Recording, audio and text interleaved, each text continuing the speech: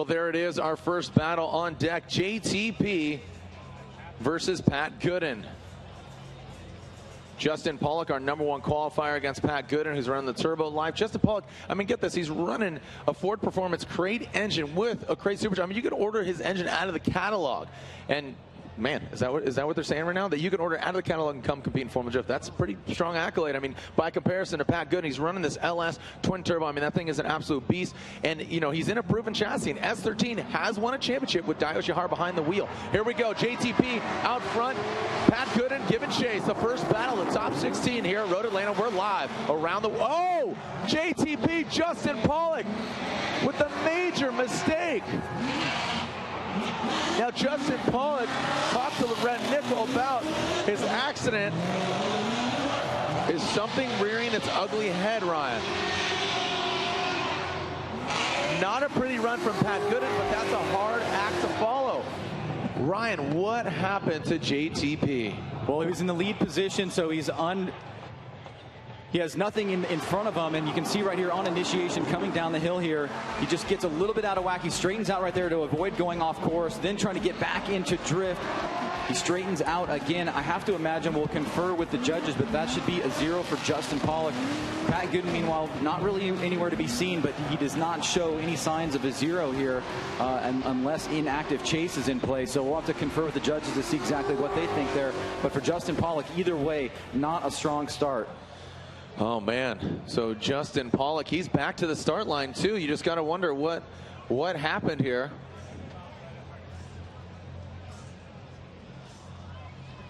So Justin Pollock will be leading. Pat Gooden will be giving chase.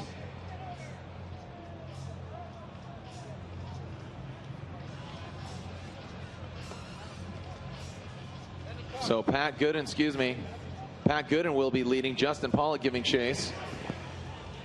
Two very aggressive drivers. Here we go now. JTP sitting on this deficit. He knows he needs to let it all hang out. And when he gets fired up, it could bite him. It could work out to his advantage. Pat Gooden going in hard in that first front flip. Good job by Gooden and Pollock. Shadowing him like the black shadow he is. Gooden gets out there. Look at JTP all over Pat Gooden.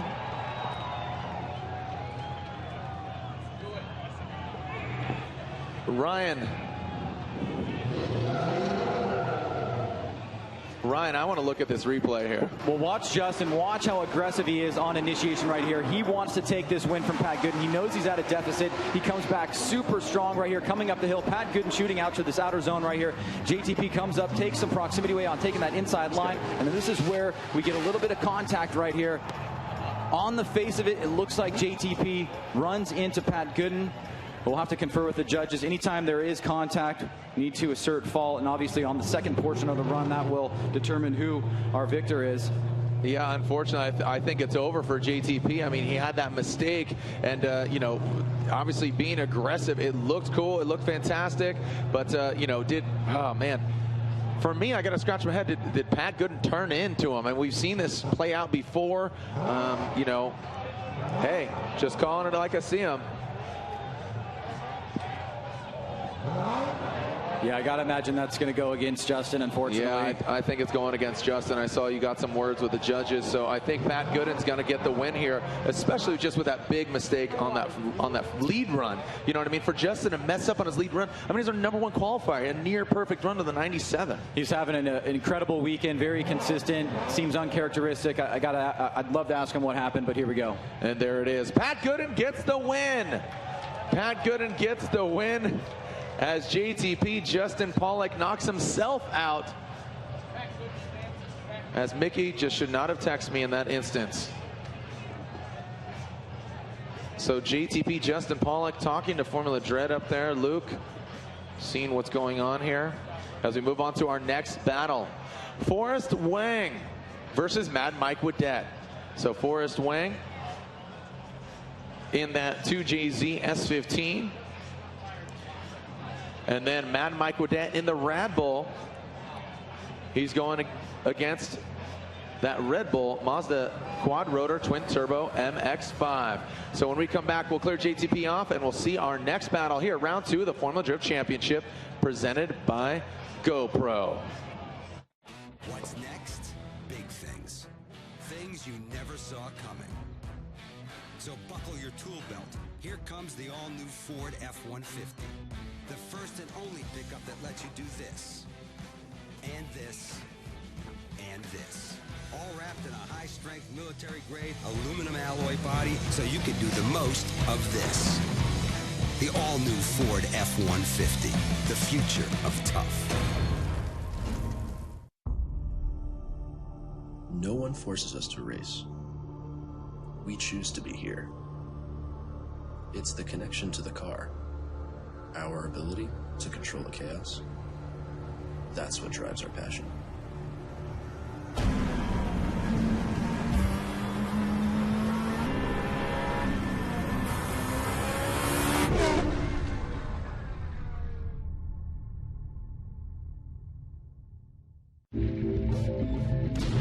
Be one with it, and it will be one with you. Be one with your tires, and the road will be one with you.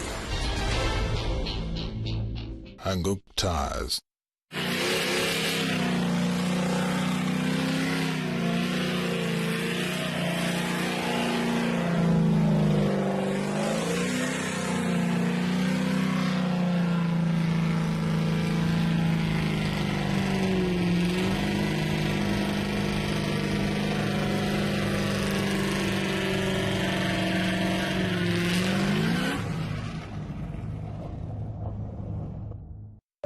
We have broken the sound barrier and pioneered new paths to space. But where is that new frontier? What barriers will we break next? Every day, we are given the opportunity to sign our name to history. Just close your eyes and look inside. You are that new frontier. I'm General Mark Welch. These are my heroes, and we are American Airmen.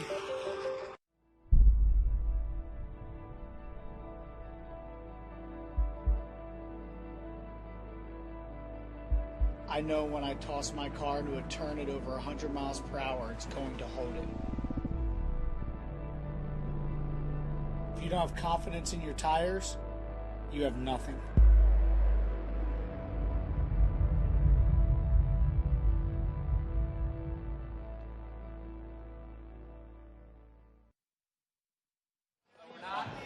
All right, Justin Pollock being towed off course here, and man, so obviously bigger issues than we even anticipated.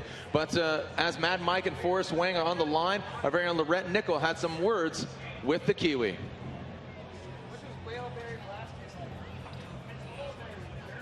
Years since you've been here at Formula Drift, and it's been quite a journey. Can you tell us about that? Yeah, I mean, this whole project to come back to Formula Drift, we started this little MX-5 last year, and I wanted for the fans to show everything that goes in the development and the professionalism to build one of these pro spec cars. So, you know, we started in December. The car is now here. We tried to get it to Long Beach, then the ports of Long Beach went on strike, so we've had to finish the car, get it on a plane, get it to Atlanta. We drove literally from LA, so 3 days straight with me and my buddies from Rad Industries, been helping us out a lot. So it's been quite the journey to get the car here for sure. And you have a really unique car. Can you tell us a little bit more about it? Yeah, well, it's not so unique in New Zealand. I mean, we're known for rotaries, big power, and you know, that's my knowledge. From a teenager, I've had rotary engines.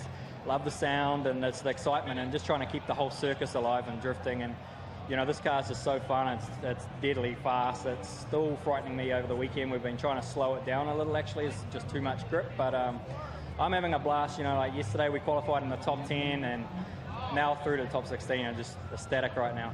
Now you guys had to call a competition timeout. Can you tell us about that? Yeah, so my lead run, we went out, we're pretty solid, but with the rotary, we've got big power, but still low torque. So a lot of clutch slipping involved, and I just cooked up the clutch too much. One of the plates has welded itself to the flywheel, literally had no clutch, and coming back to the grid, car just stalled out, and not allowed to push start the car unless you have a 5-minute timeout. So unfortunately now, we have no more 5 minutes for the top 16, but you know, we're just happy even just to be here. You know, so we've got amazing crew and just the best support. Everyone back in New Zealand supporting us. It's yeah, good feeling right now.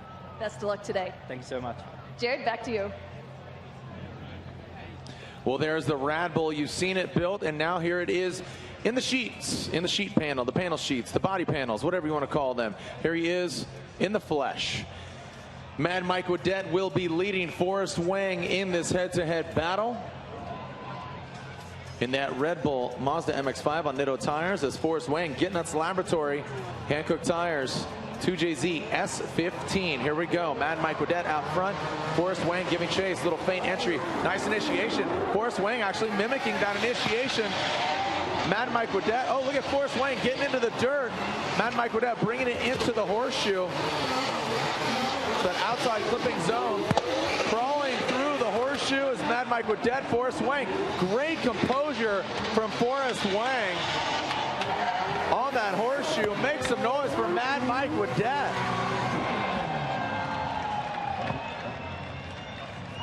Talk about a tough vehicle to drive behind. And right from initiation, you can see Forrest Wang tries to tuck in right here. Look how close he gets to Mad Mike, but all that smoke coming up. He panels all his way through it, drops a tire right there. Mad Mike does a great job out front. Forrest straightens just for a second right here as Mad Mike goes deep into outer zone number 2. Forrest Wang coming up on the inside, trying to take a little bit of the line away as Mike goes wide on that inside clip. Now coming down the hill here, both cars very, very close together as Mad Mike's on that inside line, just putting up plumes of smoke. A great battle right here in the top 16.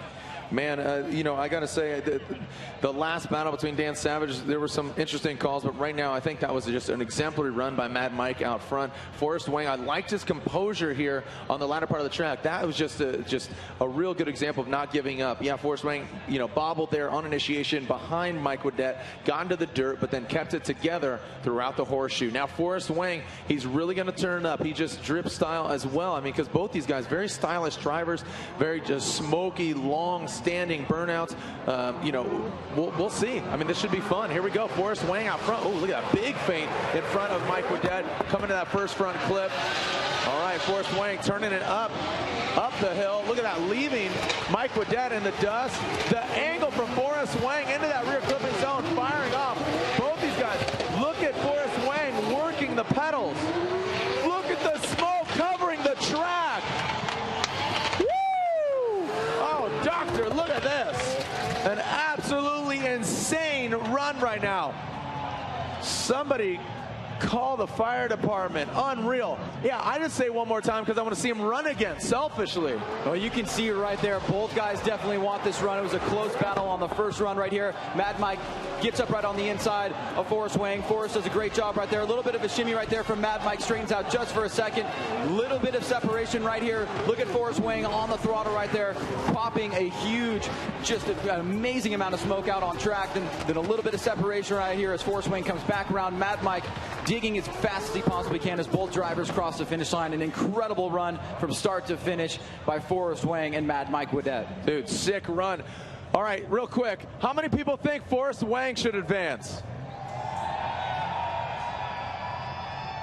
All right, that was good. How many people think Mad Mike Wadette should advance? There's only one other option, and what is that? What? I can't hear you. Did you say one more time? So how many people think they should go one more time?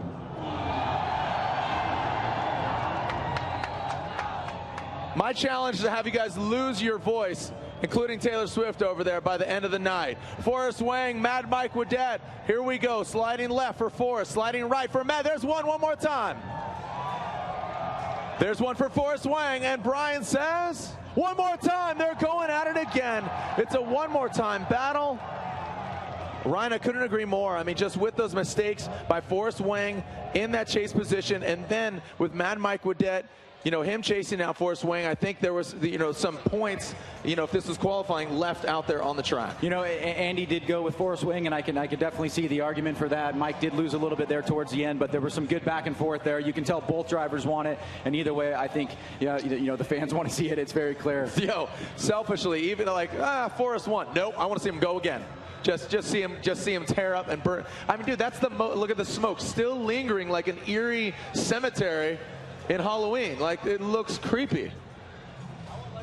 But the beasts are just the engines. You got this 2J's. All right, whatever. We'll revisit it. That's the best part. Here we go. Vaughn Gittin Jr., that Monster Energy Nitto Tire Mustang RTR going against Fast Kenny Moen in that Gottville Achilles Radial S14. Nice job by Vaughn Gittin Jr. coming in. Oh! Kenny Moen strikes.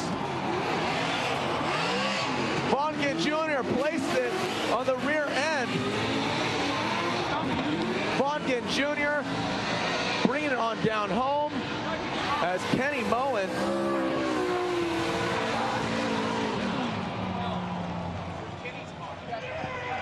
wow, that's what's up. We are starting off really, really big here tonight.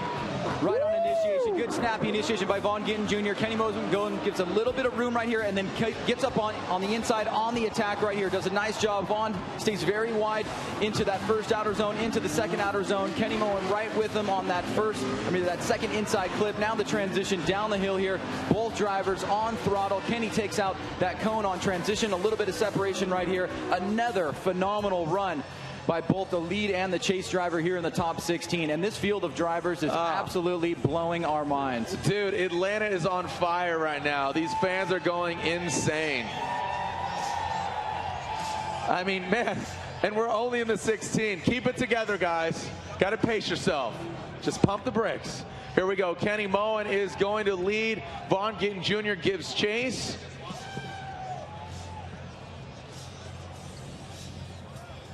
As Kenny Moen looked like he dropped a dump tube over there. Dumps like a truck. What? All right, so you could see a shadowy figure in front of Kenny Moen's car.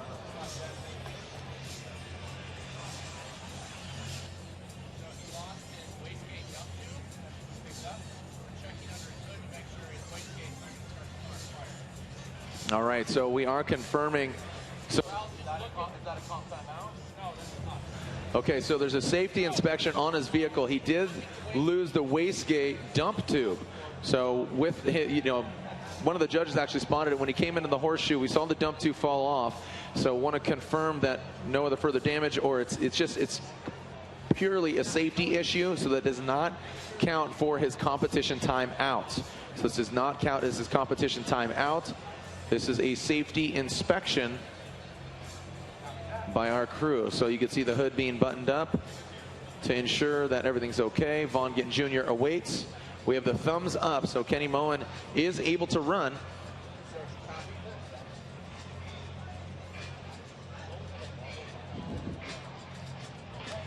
So Kenny Moen will be leading as Vaughn Gittin Jr. gives chase.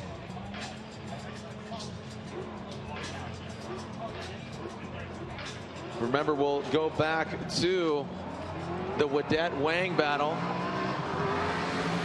And here we go. Moen and Gittin coming to that first front clip. There's Kenny Moen buttoning it up. Here comes Vaughn Gittin Jr. up the hill.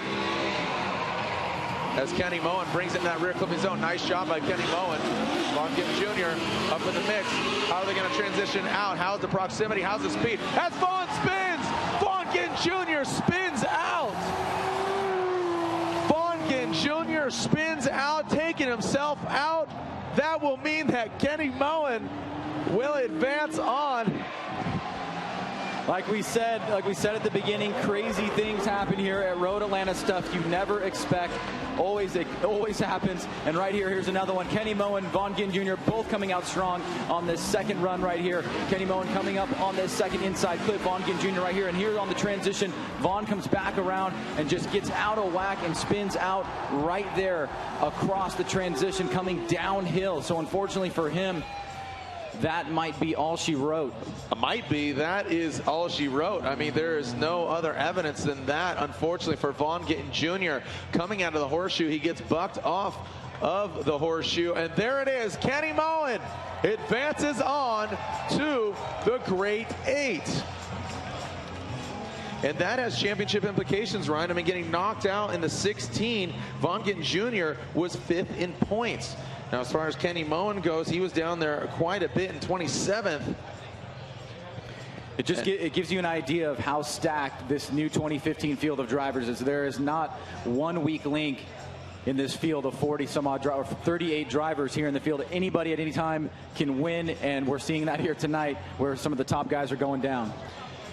All right, so just to commemorate this round and every round moving forward, limited edition posters produced by Stanceworks.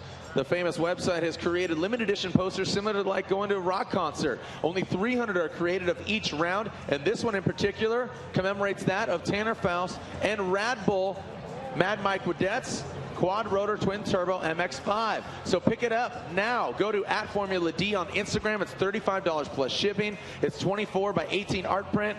Get artsy fartsy and pick up your limited edition Stanceworks Formula Drift limited edition poster to commemorate the 2015 running of the Formula Drift Championship presented by GoPro. Man, you guys having fun, Atlanta? Some are having more fun than others right now. Gooden and Moen, they're having fun. They're in the grade 8. Who's going to advance from this battle? Are you ready to see Mad Mike Woodette and Forrest Wang go at it again? The 2JZ S15 warming up his hand-cooked tires as Mad Mike Woodette awaits. Who is Randy Snap? As Mad Mike awaits in that Red Bull Mazda MX-5 on Nitto tires. Mad Mike Woodette will lead as Forrest Wang will give chase.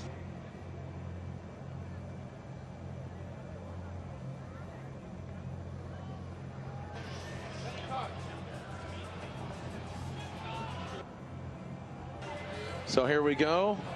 Mike Woodette.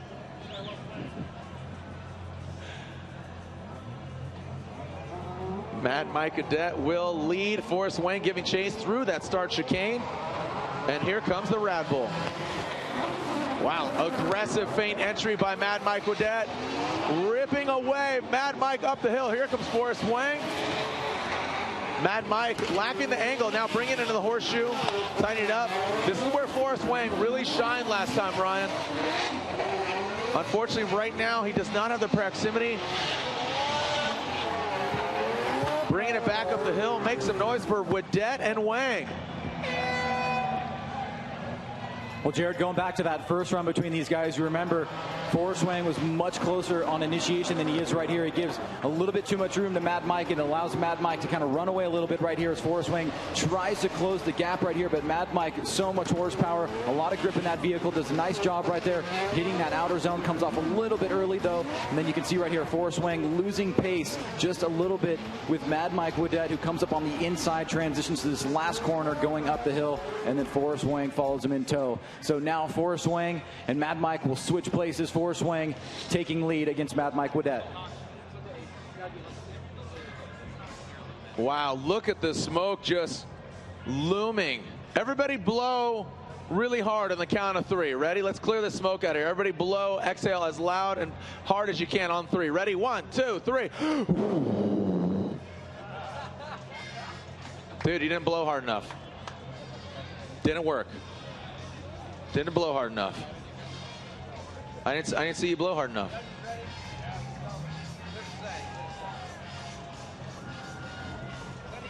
All right, we are sending the cars. Here we go. Forrest Wang will now lead as Mad Mike Woodette will be giving chase on the second half of this battle. All right, where are my 2JZ fans at? Under the hood of the S&T. Look at that feint entry. Mike Woodette dropping into formation. Keeps his composure, heading up the hill. Woo! Mike Woodette gets lost in the smoke, firing off. Both these guys on it, in it to win it. Woodette swings wide, comes to a halt. Mike Woodette. Smoke, dust, fire. All the elements are here at Road Atlanta. Are you kidding me? Make some noise, Atlanta. Woo! Well, we definitely saw a difference in this match than we did on the first one. Mad Mike comes out super aggressive right there, almost touching wheels with Forrest Wang. Coming up the hill, he loses a little bit of pace right there, gets lost in the smoke. He's on throttle right here. Forrest Wang tries to go deep into the zone. Now watch Mad Mike on this transition. He swings a little bit wide and overcorrects right there, gives Forrest Wang an opportunity to run away with it. If Mad Mike doesn't win this, he's definitely won the hearts of the fans here tonight. It's an awesome addition to the series, and he's put on an amazing performance. But Forrest Wang is able to stay consistent through both runs. Just such a nice guy, such a good dude. Him and his family. Tony back at home. Link, I know you're watching, cheering for your dad. I think it's over now, but a great maiden voyage for this Rad Bull. And there it is. Forrest Wang gets the win in that one more time battle as Mad Mike Wadette gets taken out, but man, the Get Nuts Laboratory 2JZ S15 advances on to the Grade 8. Ryan, a killer battle. Yeah, no doubt about it. Two of the series finest. Great to have Mad Mike in his maiden voyage here in Road Atlanta after missing him in Long Beach. An incredible dude, and he put on a show for the fans. I expect some huge things from him this year as he's going to be along not only for the domestic series but also for the World Championship.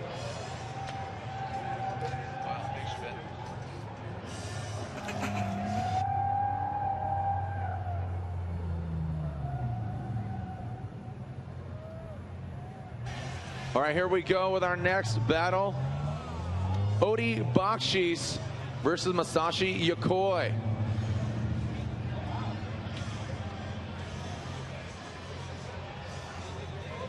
Odi Bakchis, the V8 Field Suspension Arc Performance S14 versus Masashi Yokoi in that D-Max Yokohama tire shrouded S15 Sylvia.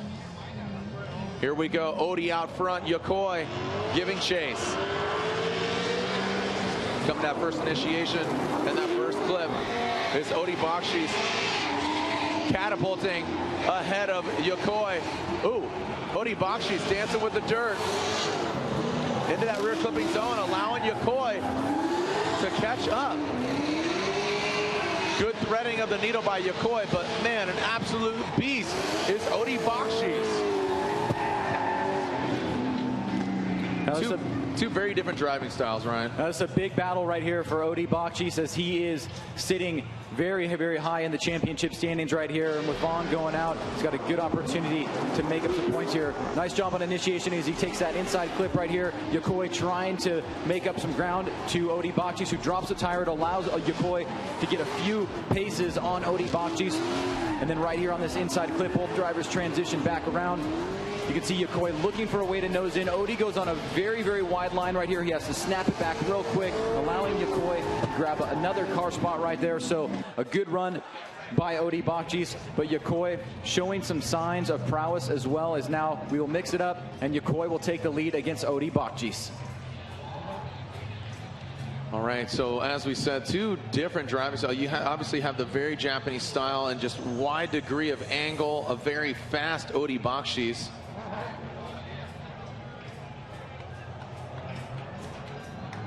Odi Bakchis, here we go. Yokoi leading. Bakchis giving chase. Here we go into that first front flip. Shoving a lot of speed is Yokoi. The chrome nose of Yokoi and his D-Max S15. Look at Odi coming into his business, knocking on his door. Good composure by Odi. Woo! A great transfer by Odi Bakchis. Look at him left foot braking, coming back around that final flip. That is a sign of seat time, being familiar with your car, making sure and confident that your vehicle has what it takes. Well, we all got our money's worth after those first three runs, and it just keeps going. Yokoi drops the tire on initiation. Odi Bakchis right there in chase. Now transitioning up the hill. Odi looking for a place to attack here. A little bit of shakiness right there as Yokoi comes up a little bit short on that outer zone. Odi takes advantage of it, comes up on the inside right here. Both drivers now door to door as we come down the hill here. Very, very close to each other, close in proximity. Odi really tightening the door right here. Transitions a little bit backwards, and then you can see right there he loses a little bit of ground to Yokoi on that last inside clip going up the hill. But other than that, an incredible run by both drivers here in the top 16.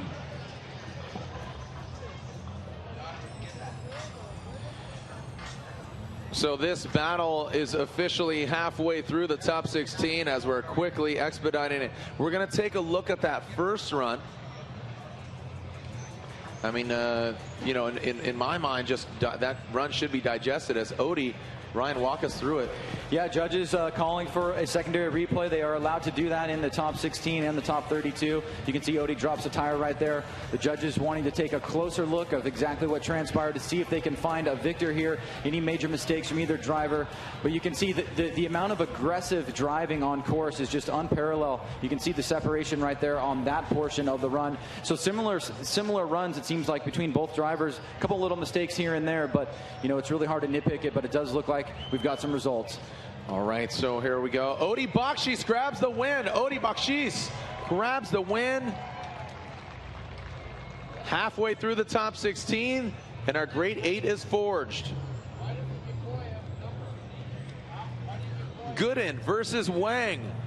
Kenny Moen versus Odie Bakchis. That's one side of the grade 8.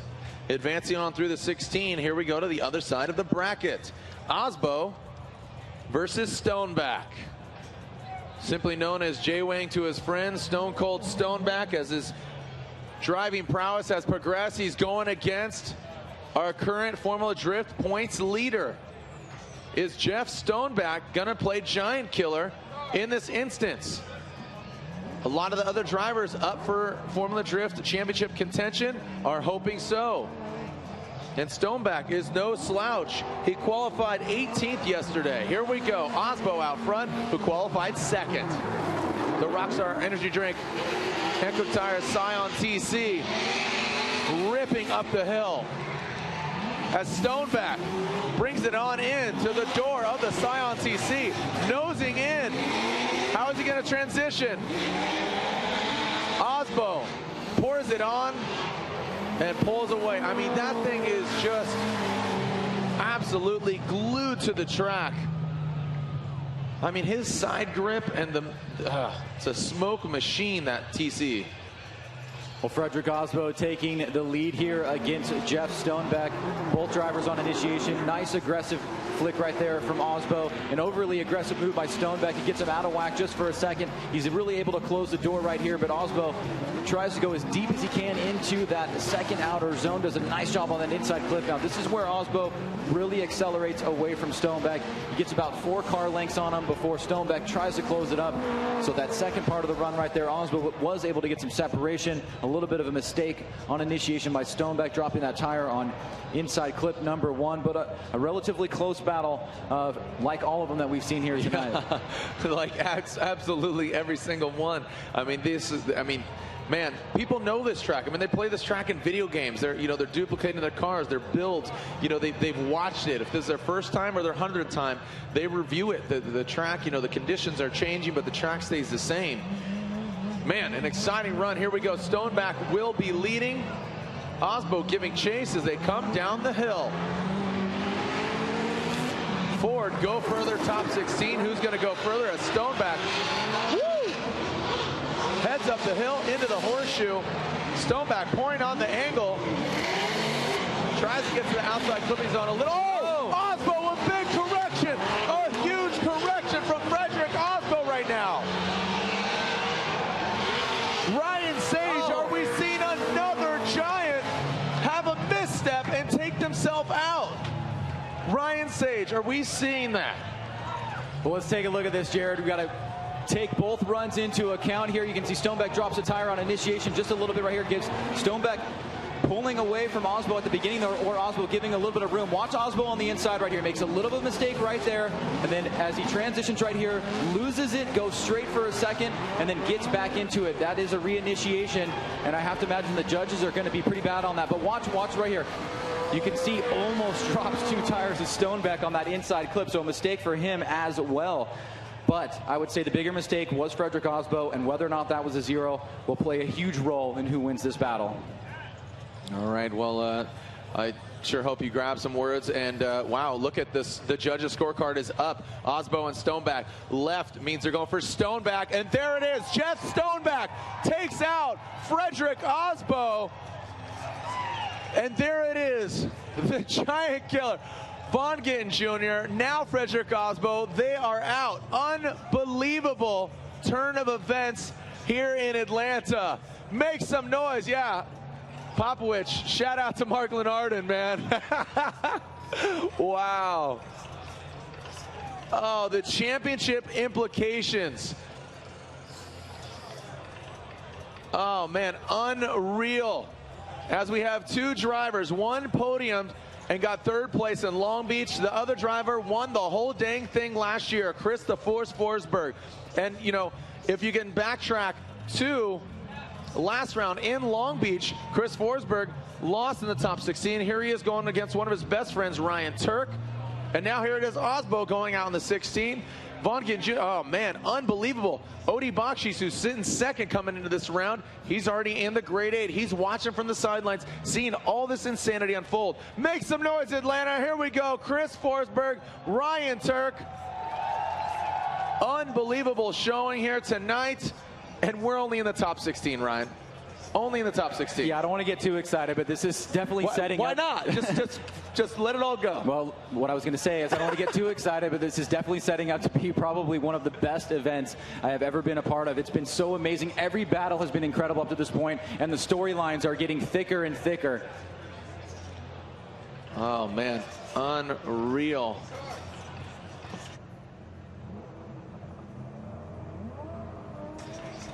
All right, so here we are. Chris Forsberg will lead. Ryan Tuerck giving chase. Chris Forsberg in the NOS Energy Drink, Hankook Tires 370Z. Ryan Tuerck, United States Air Force. Retax Lifestyle Backpacks, Maxxis, FRS. Here we go, Forsberg up the hill, into that first rear clipping zone, into the second. Ryan Tuerck applying the pressure. Forsberg gets out to the rear clipping zone, tightening up to the front. Out of the horseshoe. Got lost in the smoke as Forsberg heads back up the hill. And taking a cone with him. Seemed that Ryan Tuerck took the green cone with him, I believe, when he exited the horseshoe, Ryan. Well, a big opportunity right here for Chris Forsberg, especially against Ryan Tuerck, who was sitting third in points coming into this event. Nice job by both guys on initiation. Forsberg very consistent up the hill. Ryan Tuerck sticking with him for the most part right here. Then tucking up a little bit on this inside line as Forsberg goes very, very deep into that second outer zone. Good transition right here on that inside clip by Chris Forsberg. Forsberg loses a camera right there and then pulls away from Tuerck just a little bit as both drivers head back towards the finish line and that last inside clip. All right, let's alternate the order. Already in the grade 8. Gooden, Wang, Moen, Bakchis. Also in Stoneback. Who's going to join him? Forsberg or Tuerck?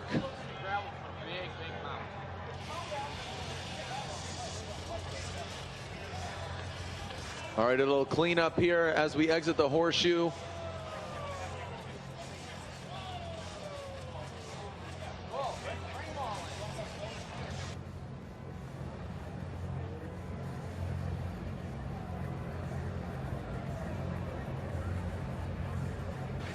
All right, so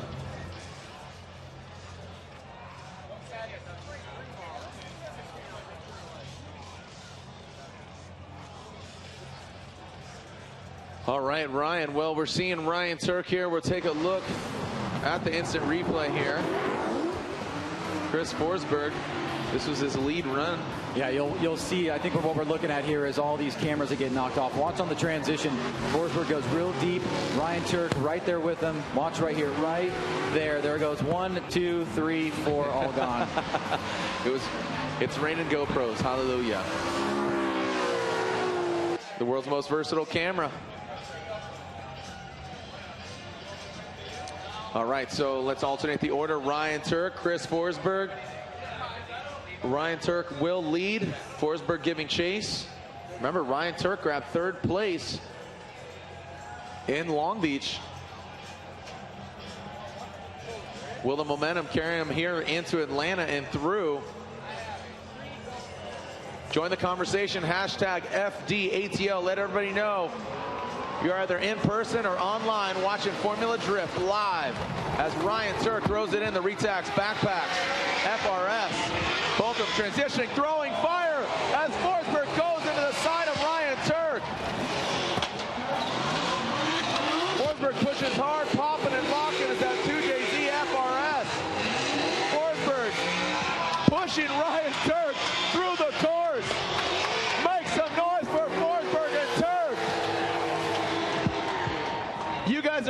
racing absolute history tonight. Well, here we go, Jared. Obviously, a lot to talk about in this battle right here. Forsberg probably had an advantage on that first run. Comes out super aggressive on the second. You can see him, he gets on the brakes right there and looks like he makes contact with Ryan Tuerck. That seems to be, on the face of it, an overly aggressive move by Chris Forsberg. But like the champions that they both are, amazing. Just get right back on it and drive all the way through the course. Forsberg completely mirroring Ryan Tuerck. Ryan Tuerck staying in it the entire time and just giving everybody an incredible show. I mean, two best of friends making the content on Network A, driving and building their missile cars, treating their, expensive cars like their missile cars. Unbelievable run.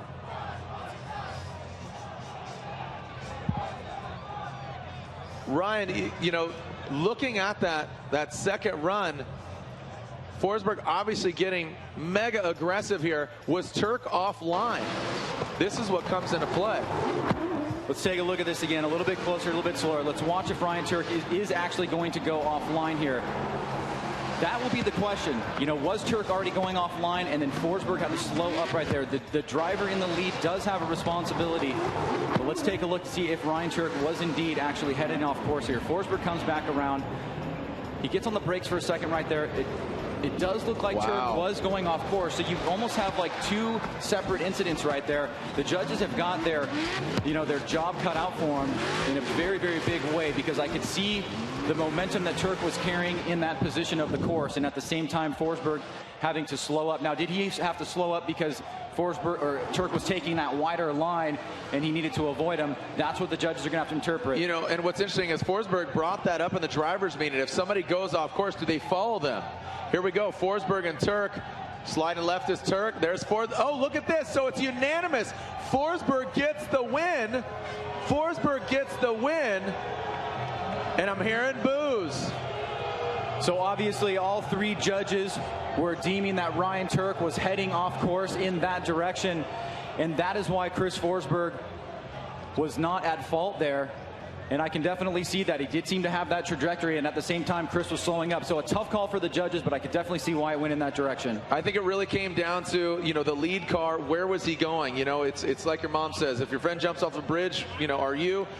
Tuerck was jumping off a bridge. Forsberg did too. I think that was the case. On first face, whenever there's contact from the chase position, it always looks like it's the chase. You really have to take a look and analyze it. And it did look like Tuerck was going off course, and Forsberg trying to avoid him makes a little bit of contact. And these guys know. I mean, they've driven against each other. They trust each other. So Forsberg's like, dude, wherever you go, I'll follow you. They knew they're going to throw down a gangster run. Unfortunately, Tuerck was leading the wrong line. So here we go. Forsberg advances. Who's going to advance out of this pair? Conrad Grunewald. Now replay XD, always evolving. Chevrolet Camaro on Megan Racing. And look at this. The Team Orange vehicle of Charles Ng coming up the hill. Maxxis Tires, Sparkplugs.com, G37.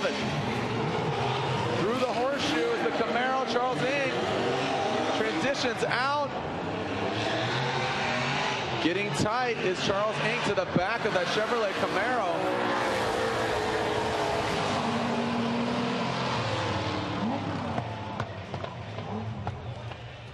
Ryan, take a look at it again.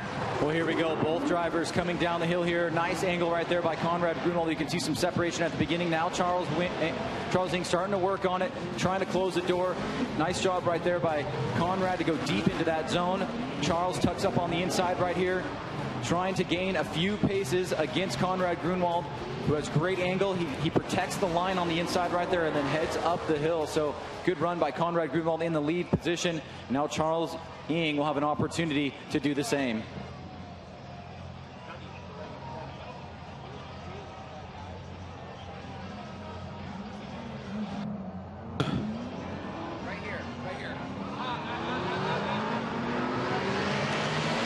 Okay, so here we go. Charles Ng will now lead Conrad. Whoa! Ng dives in hard on that first front clip, going off course.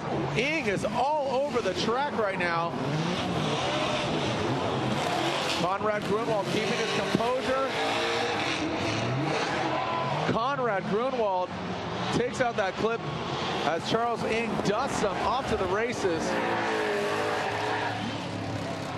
Man, Charles Ng out front, that was just a sloppy run out front from Ng.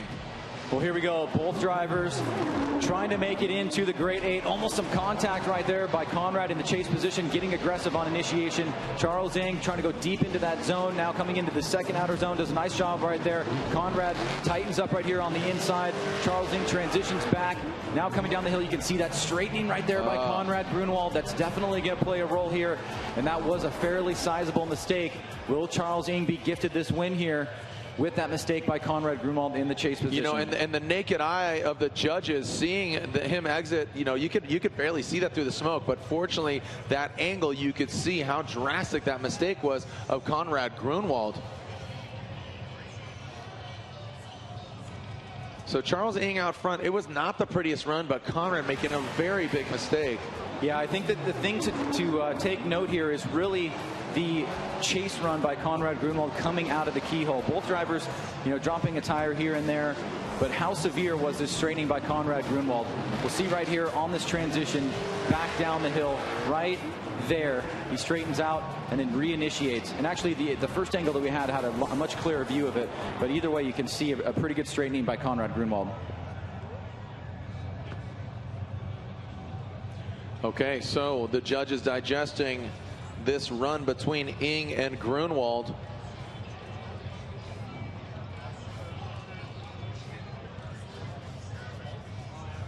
Only one more battle after this of Ng and Grunewald, and that's between Gushi and Alec Honadel.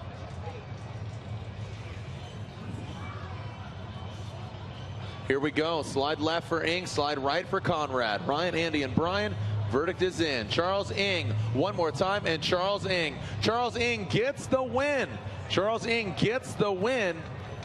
And taking out Conrad Grunewald, and as always evolving, Chevrolet Camaro on GT radial tires. Charles Ng from Hong Kong, sparkplugs.com, Maxxis, Team Orange G37 advances on.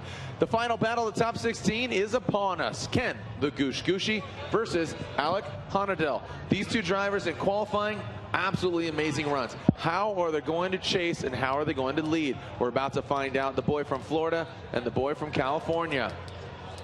Ken Gushi, originally from Japan, now in Southern California, a veteran. He's driven this, I mean, 10 plus years more than Alec Honadel. Percentage-wise, that's a lot. So here we go. Gushi will lead. Alec will give chase. Ken Gushi qualified 6th compared to Alec's 11th. Should be a fair match between these two gentlemen.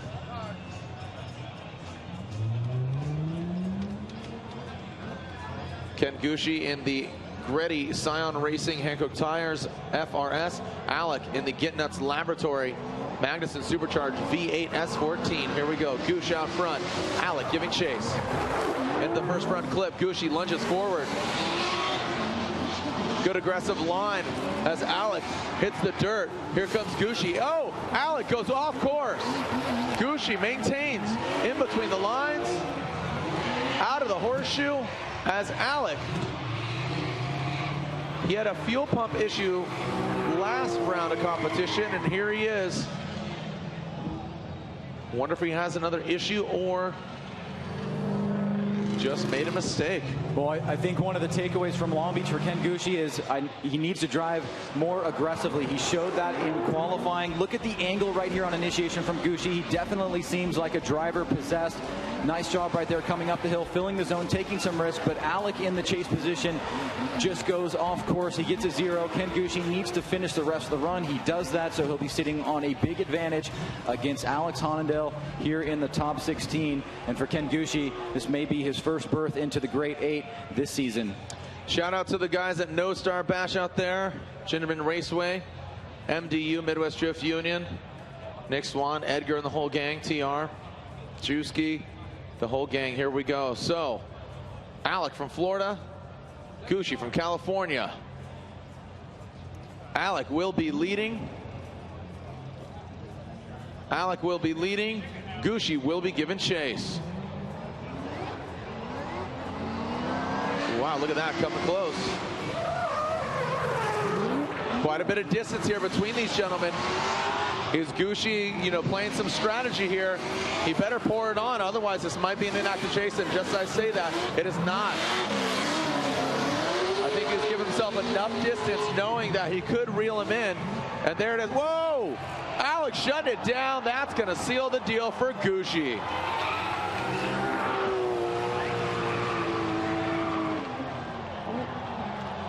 Oh man, Alec blowing some flames down there.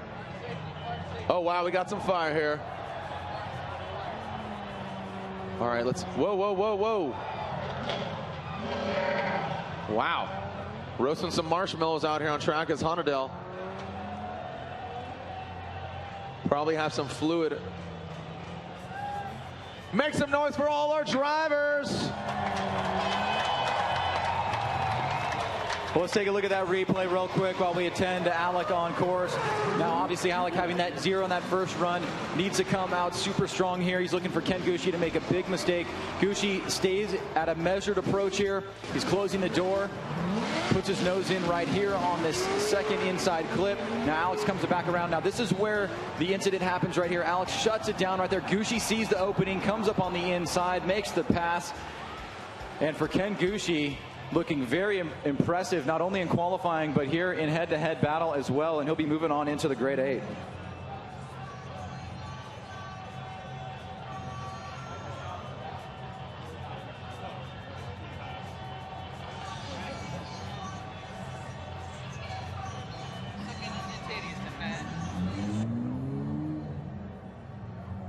So as you can see, Alec.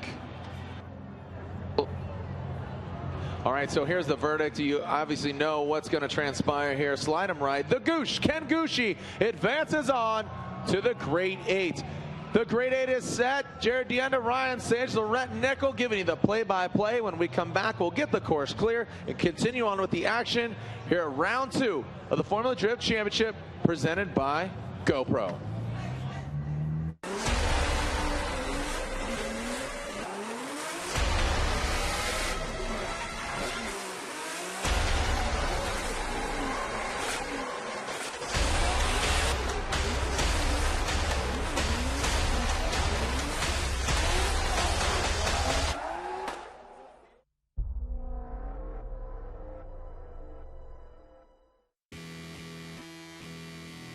What's up, everyone? I am pumped to let you know that I've teamed up with the Gum Out and Black Magic crew to give you guys a chance to win a one-of-a-kind 2015 Ford Mustang RTR.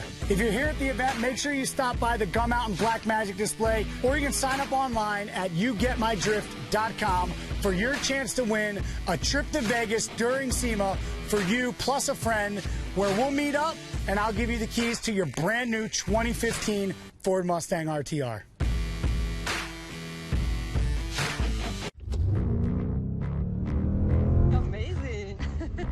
The rush of driving a Mustang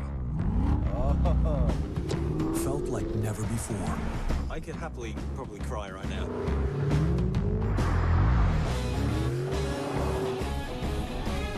Wow. That's insane. It makes you feel like, wow, that is amazing. Introducing the all-new Ford Mustang. Experience more online now.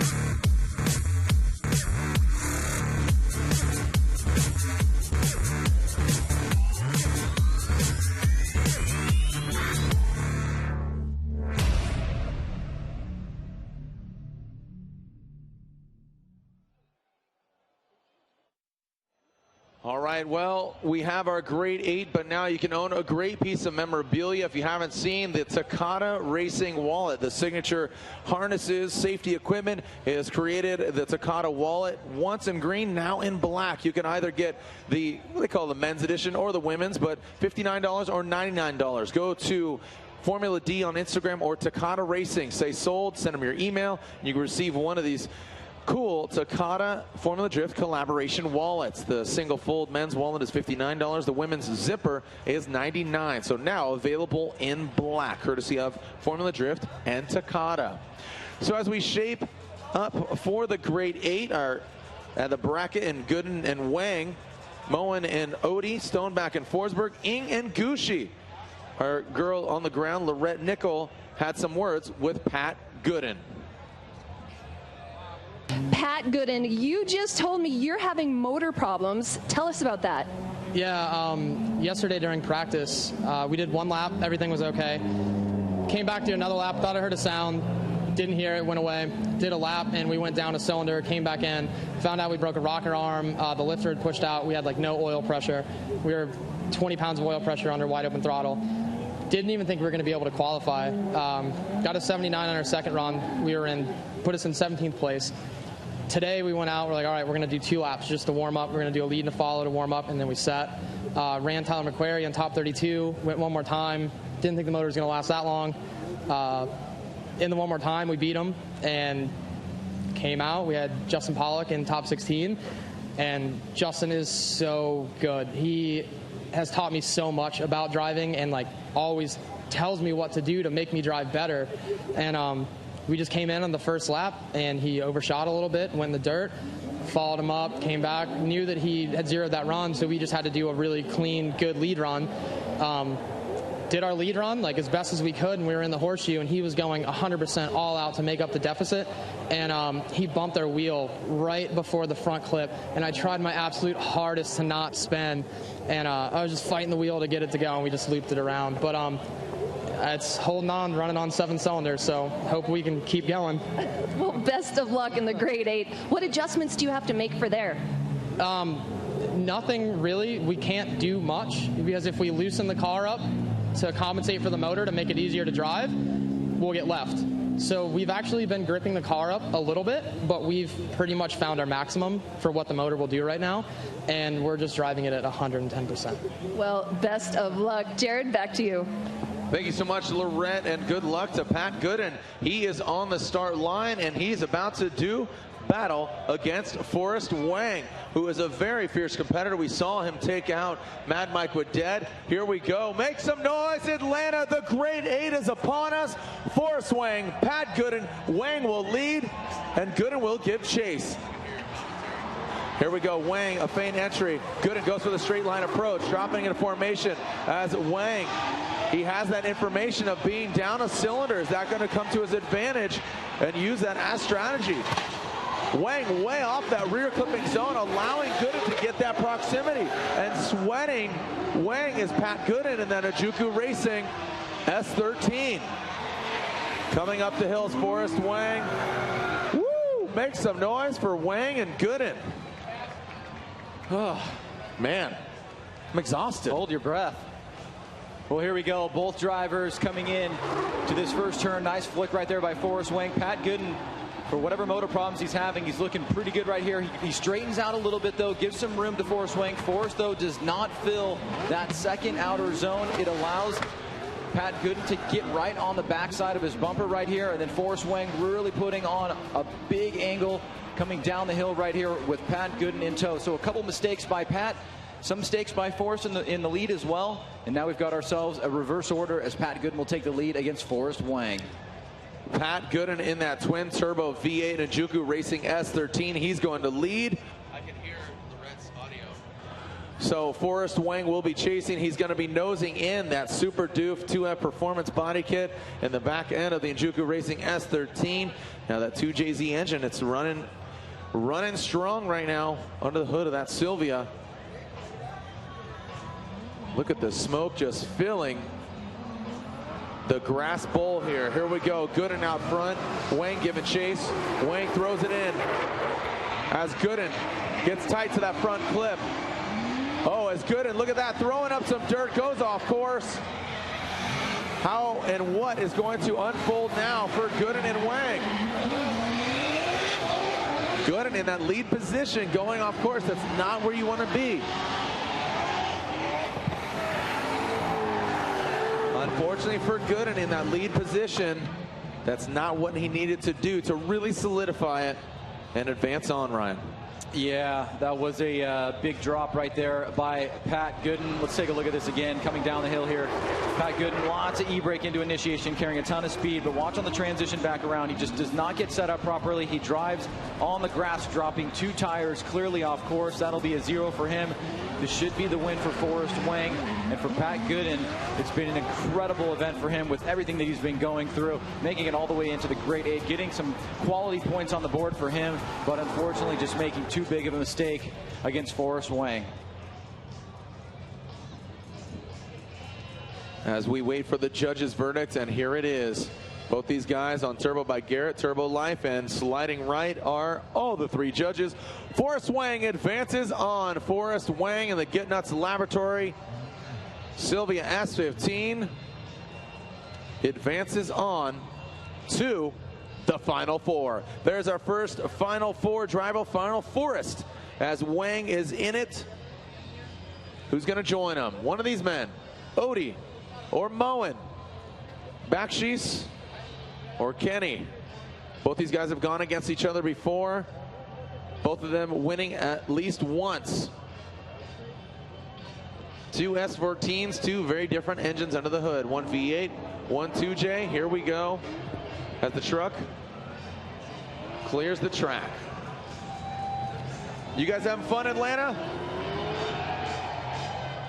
Formula Drift presented by GoPro. GoPro, the world's most versatile camera. The United States Air Force official military sponsor of Formula Drift. Ford, go further. Hankook Tires, be one with it. Hankook Tires. Nitto Tire, fueled by enthusiasts. Achilles Tire, tires you can trust. Associate sponsors include Exited Clutches, Gum Out, NK Wheels, KW Suspension, STR Wheels, Drifts Wheels, and Airless Suspension. Official sponsors are Optima Battery. Other tire suppliers include Falcon Tire, Yokohama Tire, Maxxis, and GT Radial. Technical partners are Momo and Bell One Communications.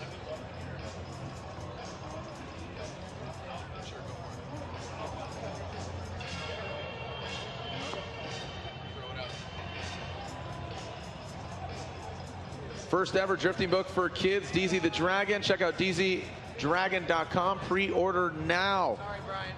It's Mother's Day tomorrow. So why don't you pick up your DZ the Dragon children's book by Brian Allen, illustrations by Jennifer J. Ryan.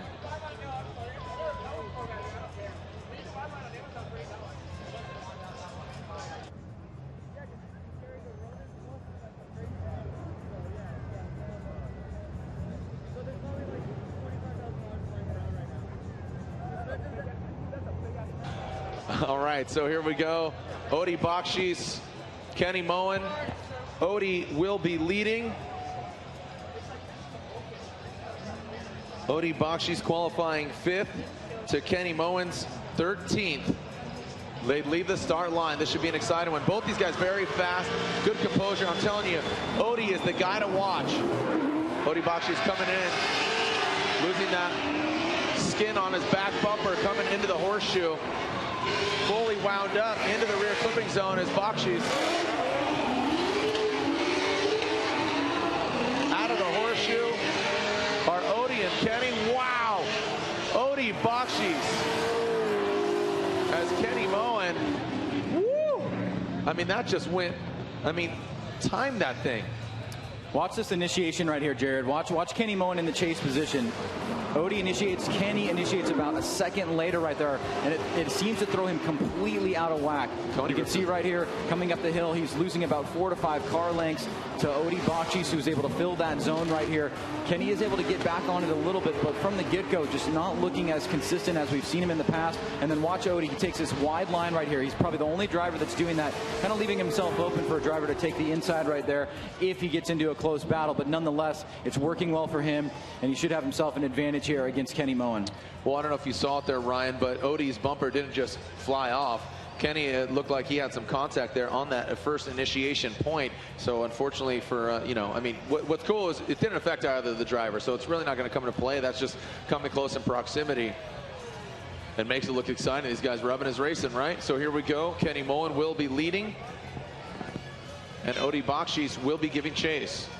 Who's going to the Final 4? Whoever advances will be going against Forrest Wang in the Final 4.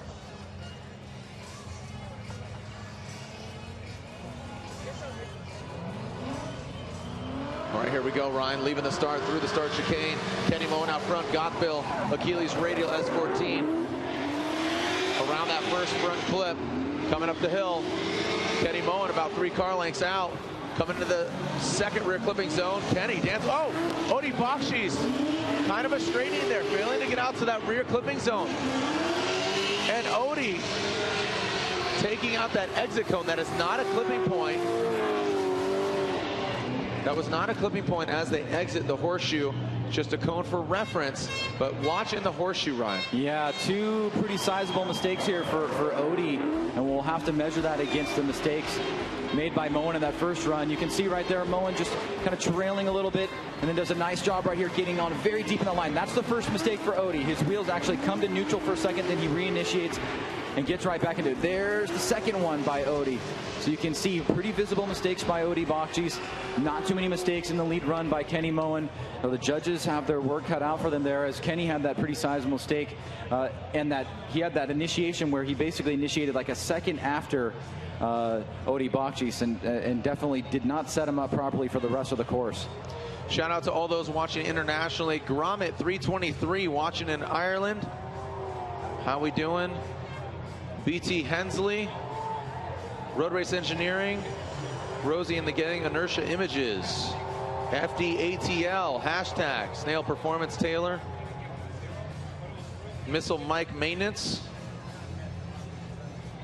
Thanks for watching while indisposed. Hashtag FDATL, Formula Drift Atlanta.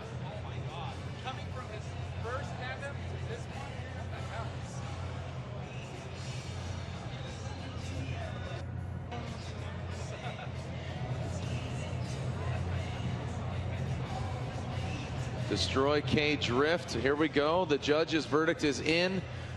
One more time there. Oh, look at this. One more time. They're going at it again. Ryan, you got some words with the judges? Yeah, I mean, I totally see that, because it was basically 2 really big mistakes and 2 runs where the leads were pretty similar, you know, and I definitely think we need to see a clear winner there, and so I'm pretty much in agreement with that. Bach Volkswagen watching from the Netherlands at 3 a.m. right now. Thank you for tuning in. Got Scuba Steve Hatanaka. How we doing? All right, so our next pair is on deck. This should be a good one.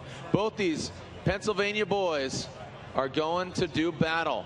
Both these guys trained in the Club Loose camp on the streets of E-Town. The pavement of E-Town, I should say. Here we go. Chris Forsberg, Jeff Stoneback. Chris Forsberg will be leading, Jeff Stoneback giving chase. This is to advance into the Final Four. Chris Forsberg, 2014 champion, Jeff Stoneback, Mark Lenardon riding shotgun. Here we go. Forsberg out front, Stoneback giving chase. Forsberg throws it into the first front clip. Stoneback, a correction and a straightening by Stoneback in that first clip. Another correction by Stoneback. As Forsberg goes through the paces, Stoneback having some issues right now. Transitions out, oh, and Stoneback, another big mistake by Stoneback.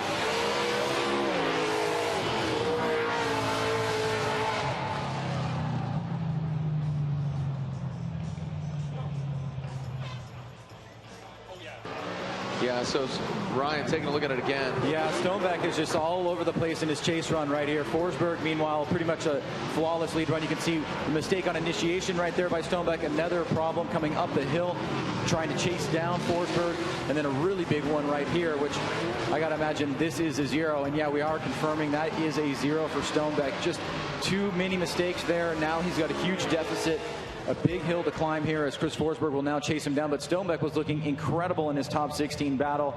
You have to wonder what is playing in his mind right now against Chris Forsberg.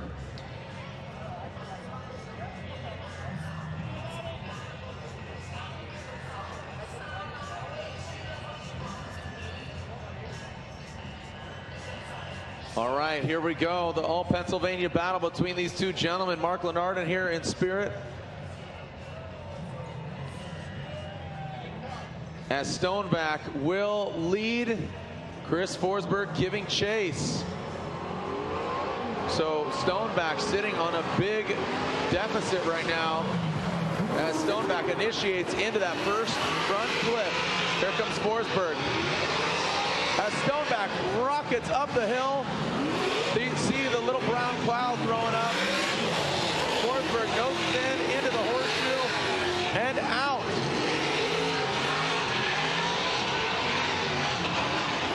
As Stoneback heads back up. Oh, and Forsberg goes off. Forsberg goes off into the dirt. A huge mistake by Forsberg. Wow. Wow. Well, remember, we've got Stoneback with a 0 on that run. Forsberg chasing him down very aggressively, not giving him any room right here. Stoneback goes very, very deep, drops the tire in that first outer zone, comes up a little bit right there. Almost some contact by Forsberg. Nice job by Forsberg to back off right there. Now then coming down the hill. Let's take a look at this. Watch the exit here. Stoneback in the lead position. Forsberg comes through the cloud of smoke, and it looks like he just misses his line there. Wow. Was it 2 tires off? Wow. That is a huge mistake. Man, Stoneback takes out Aasbo earlier. Yeah, we have it. Yeah, they have it. Stoneback takes out, Stoneback has taken out a previous champion of Tanner Faust. He takes out Aasbo. Is he taking out Forsberg, a 2-time champion? Well, here's the angle from camera 2, which is to the judge's right. This will get the exit of the track. You can see Forsberg, again, nothing of consequence here. Forsberg looks like he's completely doing amazing. And then it's this last section right here, coming through the smoke cloud. It looks like he just loses his line. And wow, he's way off course there. What happened there? And, I mean, you know, Stoneback was sitting on that deficit, and he did exactly what he needed to do. He needed to keep it between the lines, put on a good run, and hope that Forsberg makes a mistake in that chase position. Well, we've got Stoneback with the 0. We've got Forsberg with the 0. I mean, to me, all signs are saying night of the upsets. I like that sign. That is 100%. But right now, I have to say one more time. What do you guys think?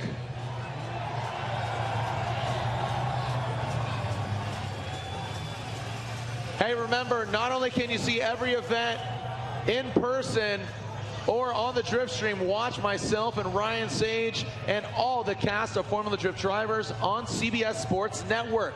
How to find our show? Go to cbssportsnetwork.com/channel-finder. Enter your zip code and service provider. Boom. That's as quickly as it is. So find out where it's going to air. Watch Long Beach Episode 2 coming up. I mean, all killer, no filler. We've moved it closer to the actual event date. Here we go. Ryan, Andy, and Brian. Stoneback on the left, Forsberg on the right. Look at this. So they're saying Forsberg gets the win. Ryan Sage.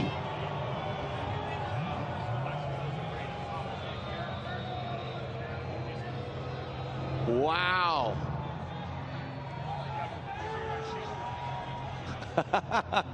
I'm hearing a different chant that I can't repeat.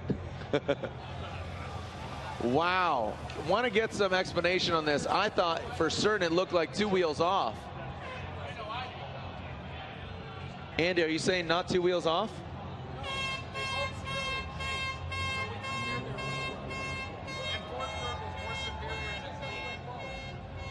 Ryan, do you want to elaborate a little bit on what the judges are saying? They're basically saying that, speaking to Andy, they both zeroed on their chase run, so they assessed their lead run, and Forsberg's was more dominant in that instance. And it was unanimous. So again, it's unanimous. The judges are saying that both chase runs were zeros. Then focus on the lead runs. They are saying that Forsberg's lead run is more dominant than that of Jeff Stoneback's lead run.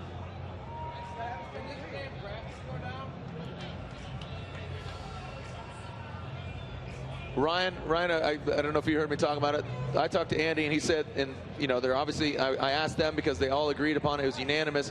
The chase runs were both, you know, zeros, so they defected to the lead runs, and Forsberg had a more dominant lead run. Is that what you got from Lontaine? Yeah, that's what I got from him. I mean, for me, it's a one more time. You know, there's a 0 on run 1, 0 on run 2. No deciding factor. One guy has a lead, one guy has a lead on the second run. So to me, it's a one more time. But I understand their position, and that's the way they scored it. That's it. So Chris Forsberg advances on. He's in the final four. Here's Charles Ng and Ken Gushi. Ken Gushi leading on this run. Whoa, Gushi. That's a hard act to follow there, Ryan. Charles Ng was not in drift, but as Gushi re-enters the track,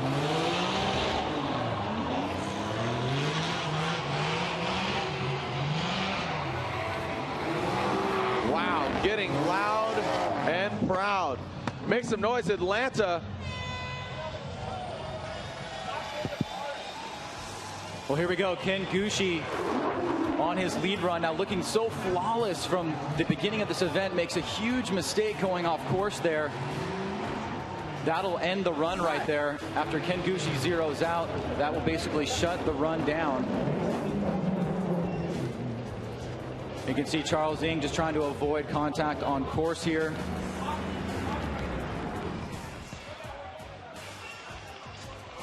You can see the judges taking a look at this portion of the replay.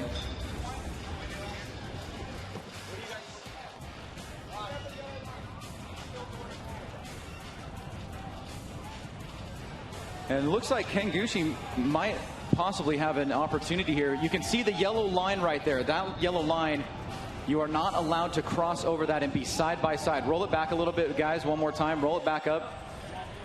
Charles Ng needs to be on the other side of that line. He cannot be side by side of Ken Gushi in that area. He needs to stay in his lane. That's what those yellow markers are there for. If he wants to tuck behind Ken Gushi, he can.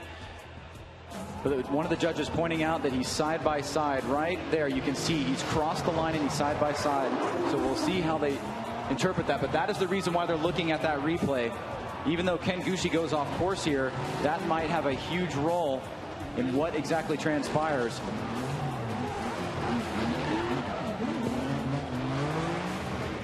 All right, so Comedia Racing, 2 a.m. watching Formula Drift here in the UK. Thanks for tuning in. Hashtag FDATL. Wow.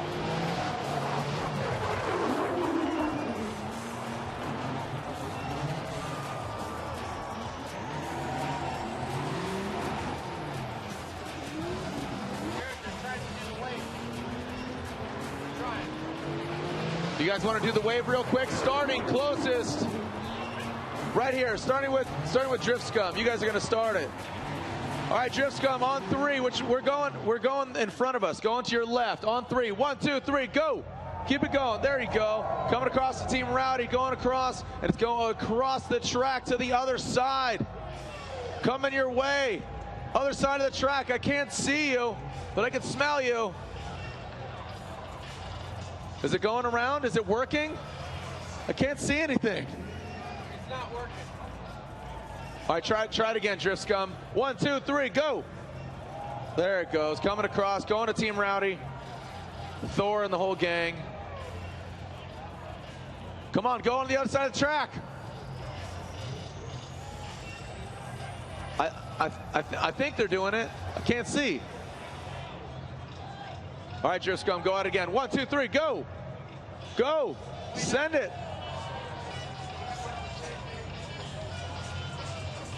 Is it going? Is it working? Need a lighthouse.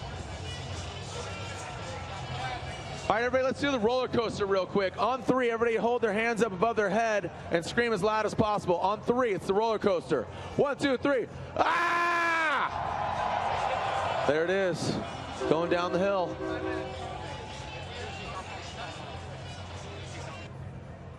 All right, we see Gushi backing up. We see Ken Gushi backing up. So Ken Gushi calling a competition timeout. All right, so Gushi pulls off. Ng will pull off. We'll go back to the one more time of Moen and Bakchis when we come back. Already in the Final Four, Wang and Forsberg. But when we come back, the one more time battle of Moen and Bakchis.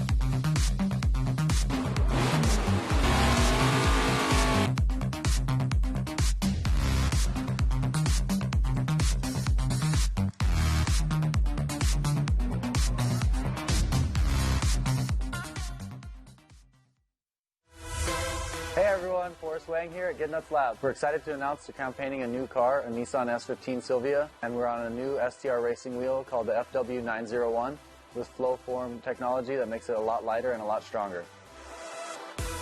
Hey guys, I'm Bakchis, and I'm stoked to be partnered with STR Wheels this year. This season, I'm running STR Flowform Track Series rims on my Nissan 240SX and my Hyundai Genesis.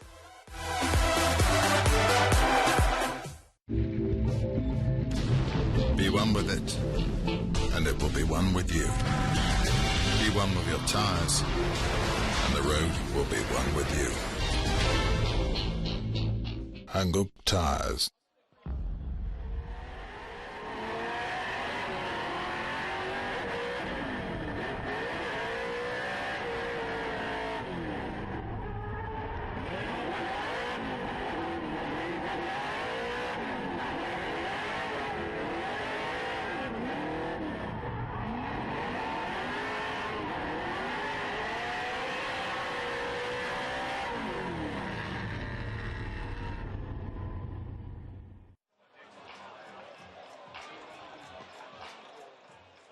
All right, well, here we go. Bakchis, Kenny Moen. This is the one more time battle between these gentlemen. Bakchis in the V8 ARC Performance Field Suspension. Nitto Tires S14, Kenny Moen. Gotbill, Achilles Radial 2JZ S14. Who's going against Wang? One of these gentlemen will go against Forrest Wang in the Final Four. Forrest Wang qualified 9th. Kenny Moen qualified 13th. And Bakchis qualified 5th. That has implications into a potential podium spot, as third place has been decided via qualifying and how well they qualify in the consolation round.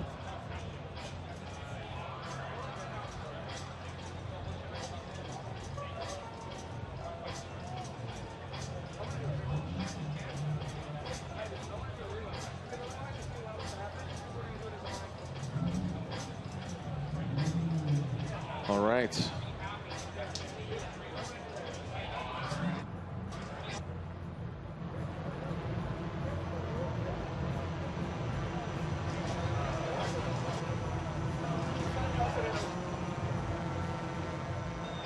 All right, so something is unfolding and transpiring. We'll get to the bottom of it. So Odie and Moen wait. All right, so let's throw to Lorette. Had some words with Ryan Tuerck earlier today. Well, Ryan, a controversial run between you and your good friend Chris. Can you take us through your run?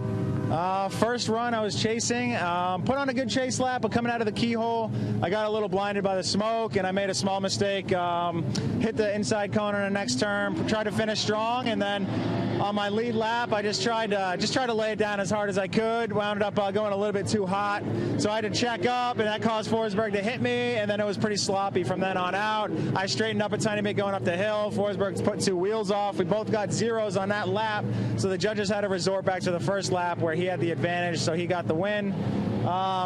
It's a great run of my friend. We both drive a heads up. There's never any games. It just sucks to lose by mistakes. I want to drive and just drive the hardest we can and let the best man win. Absolutely, and we saw your effort and the team's effort in Long Beach. Now, what do you have to do differently going into round 3? Just try to get more comfortable earlier on. We're learning this car every time with Nameless Performance crewing a car, and they're that's only their second drift event ever in a professional sense. So the guys are phenomenal. They're learning extremely fast, and we think every time we get in the car, we're learning something new that goes in a notebook that we can relate to the next round. So we'll keep getting further and further and further ahead of ourselves, where we'll be able to start just coming in the round super confident and just lay it down from the beginning. Thank you so much. Jared, let's get back to you. All right, some great words with Ryan Tuerck. As he said, he's looking at Orlando and seeing what he has to do. As Odie and Kenny are at the top of the hill. Remember, you can win a set of Drifts wheels. We had some words with Kenny earlier from Drifts. How do you win? Well, Post a photo, hashtag FDDrifts, FDDRIFZ15, and enter to win a free set of Drifts wheels. Tag a photo of you watching this weekend's event, FDDRIFZ15. That's the hashtag, Instagram, Twitter, and Facebook, and you could win Drifts, hardcore wheels for the street. All right, so back to the start line. Odi Bakchis is a one more time battle in the Nitto Tire Grade 8. Odi Bakchis will lead, Kenny Moen giving chase.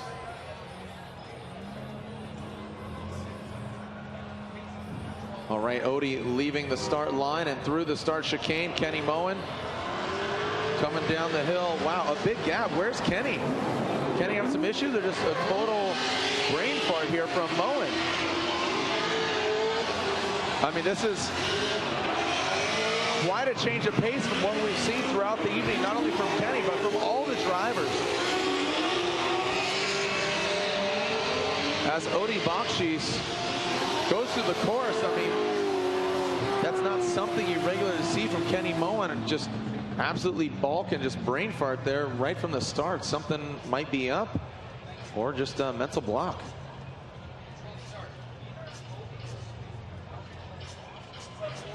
Well, here we go, Jared. Let's take a look at the replay here. This is from the start. You can see light drops off it. Kenny, just doesn't seem to get out of the gate as strong as you would expect him to. You see the light go off, and then Odi gets out really, really quickly. Now, Kenny's playing catch-up pretty much the entire time, about 10 car lengths. It gets down to 8. Odi Bakchis does a nice job in the lead position here. Good transition back around, and it's all catch-up for Kenny Moen. Very uncharacteristic. You don't see this too often. He's known to be one of the quickest guys, and just something went wrong there at the start line. I don't know. I mean, you got to think, he commutes from Norway to compete in these events, and maybe just, man, it's getting late, as far as timing wise. It's early in the morning over in Norway. We got a lot of Norwegians watching, and the Irish are watching, and people all across the globe. The Street Standard crew in Arizona, Corey Hosper and his gang. Dustin, how we doing, fellas, back in AZ, 48th State, as well as, who else do we have out there? Rival House, they're watching. Obviously, Team Rowdy, they're in the building. As now alternating the order, a little delay in the action here.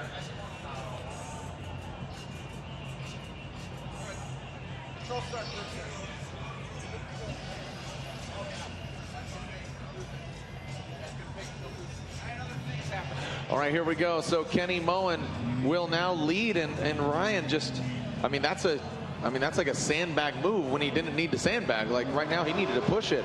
But now we'll see how he does out front. Coming to that first clip, here's Kenny Moen. Nice job. Odi Bakchis. A few car lengths behind him. Good job mimicking each other. Out of the horseshoe, Odi Bakchis checks up, making sure he doesn't make contact, and back up the hill. Pretty straight approach there from these guys. But man, that first run just was so awkward. Yeah, it's obviously the moment that sticks out in your head the most. Odi Bakchis in the chase position, staying really, really close right here to Kenny Moen on initiation, giving a little bit of room here as Kenny. Nice angle right there. Good counter lock coming into the second outer zone right here. You can see Odi trying to tighten up right here on the second inside clip. Good transition right there by Kenny. Back down the hill here, just a little bit of a gap right there as Odi comes up, tries to stick his nose into the last minute right there. And you got to imagine with that first run by Kenny, it's just too much of a hill to climb here. Yeah, I mean, what's crazy here is Odi's coming to this round second in points. This is huge for the Bakchis team. And there it is. Let's make it official. Odi is in the Final Four. Odi Bakchis is in the Final Four going against Wang. Ryan, like I said, Frederick Aasbo's out. Ryan Tuerck, who got third, is out. Gittin Jr.'s out, coming into this round of competition. Only person that's still in it is Forsberg, who's champion from last year, but he got all the way down at 9th in round 1. Yeah, it's really, at this moment right here, it's a huge opportunity for Odi Bakchis. I mean, he has a lot of weight on his shoulders, I imagine, but an ability to seize the moment here and really take charge of this championship chase. All right, so when we come back, we will be seeing Ng and Gushi here at the second round of the Formula Drift Championship presented by GoPro. The start line is awaiting Charles Ng and Ken Gushi. When we return, we'll see him send it here in Atlanta.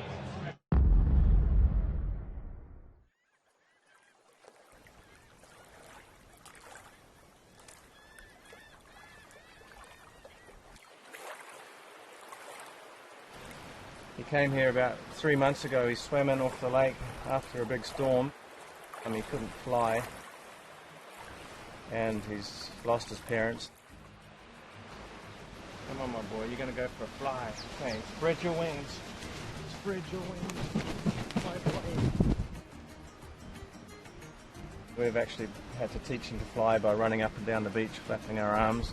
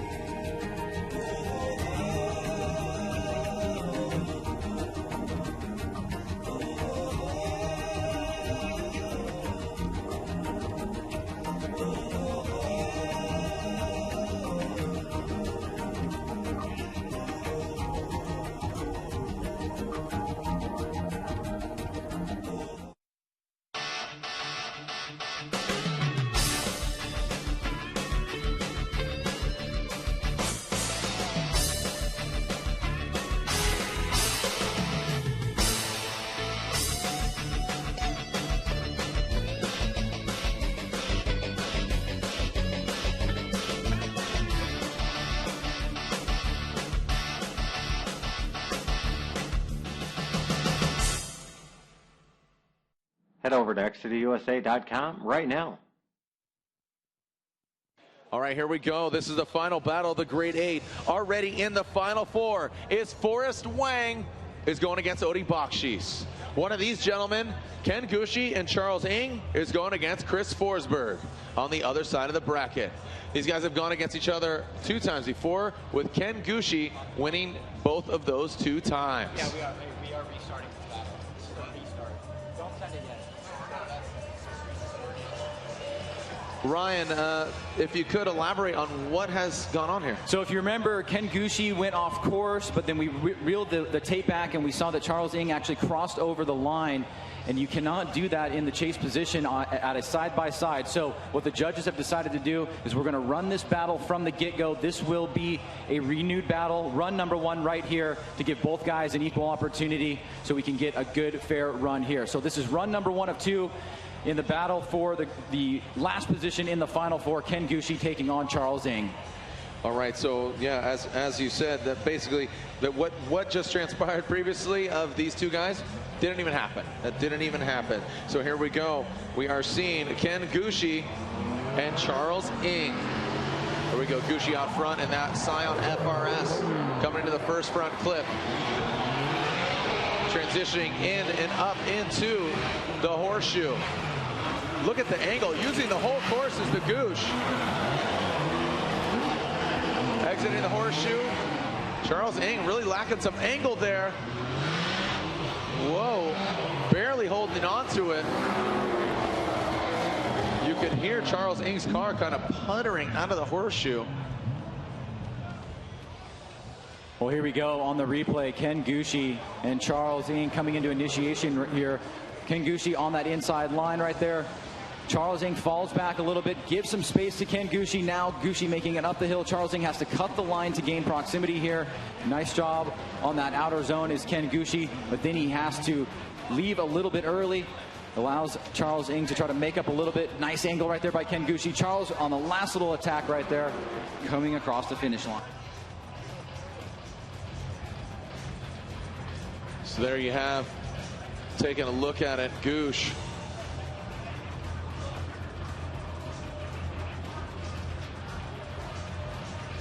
Goosh and Ng.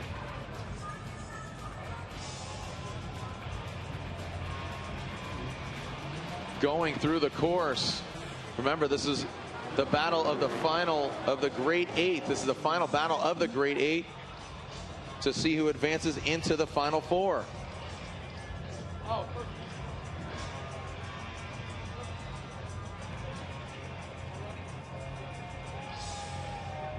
Charles Ng will be leading as we alternate the order.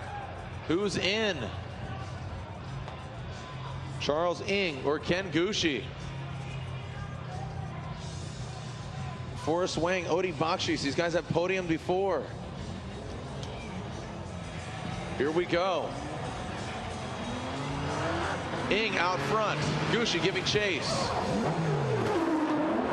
As Charles Ng slides into that first front clip. Up the hill into the second rear clipping zone. Ken Gushi sweating Ng. Are we going to see Gushi in the Final Four? Bringing it on down the hill. Gushi and Ng and Gushi. Whoa.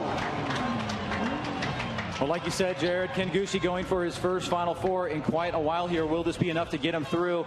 Both drivers putting on some good action on the course here. Charles Ng coming into the first corner right there. Ken Gushi trying to nose in right here, take some of that advantage away and some of that distance away from Charles Ng. He's able to do that. Maxes out the angle so he does not make contact there. Good move by Gushi on the inside. Now coming down the hill here is Charles Ng. He's on this middle line, comes up on the inside line now. Gushi sees it. And then both drivers cross the finish line. All right, so digesting both of these runs between Ng and Gushi. We haven't seen Gushi in the Final Four for quite some time, but I have a feeling we're going to see him now. And there it is. Ken Gushi. Ken Gushi.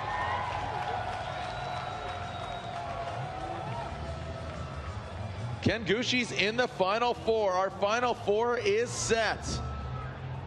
Forrest Wang and Odie Bakchis. Both those guys are actually going to be judging the Southwest Drift Pro-Am on May 30th at Las Vegas Motor Speedway. And also Colorado June 28th, and finalize the No Coast Bash in Albuquerque, New Mexico, curated by Vegas Drift. So there it is. Gushi is in the Final Four. Our Final Four, Forrest Wang, who qualified 9th, goes against Odie Bakchis, who qualified 5th, and Ken Gushi, who qualified 6th. Look at that, 5, 6, 7, and 9. Here we go. One side of the Final Four, Atlanta. Are you ready to see these two gentlemen go toe-to-toe? Odie Bakchis and Forrest Wang. Odie has had Forrest Wang's number before. He's beat him. Could see the horsepower difference, but man, the way Odie is driving, absolutely on fire.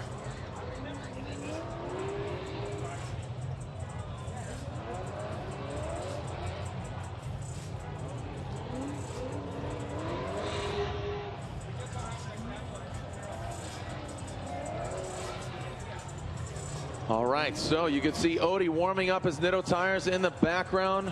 Forrest Wang patiently waiting on the start line. Where are my Odie Bakchis fans at? Make some noise. Where are my Forrest Wang fans at? Make some noise. Where are my Formula Drift fans at? Make some noise. Here we go. Odie Bakchis, Field Suspension, Arc Performance, Nitto Tire S14.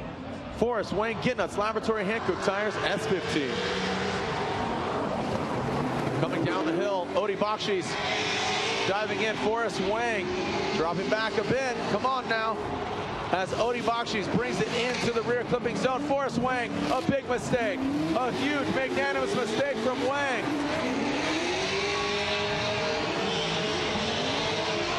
Wang wrapping on his clutch. That's going to leave a mark. not literally, but on his results for Forrest Wang. Well, you said it, Jared. Now let's take a look at the replay here. Both drivers very aggressive on initiation. You can see Wang trying to tuck up on the inside here. He gets out of whack, and this is where Odie really picks up some ground here. He's got about 6 car lengths on Forrest Wang. Odie does a great job on that section of the course, and then Forrest makes a big mistake right there, right before outer zone number 2, and now he is nowhere to be seen. So Forrest Wang at a big deficit here against Odie Bakchis.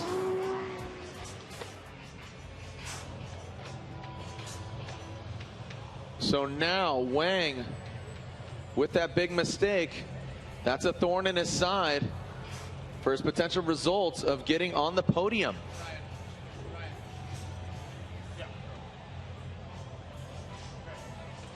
So as it stands right now, if Odie advances, Forrest Wang would not even get 3rd place because Forsberg and Gushi qualified higher. So here we go, Wang out front.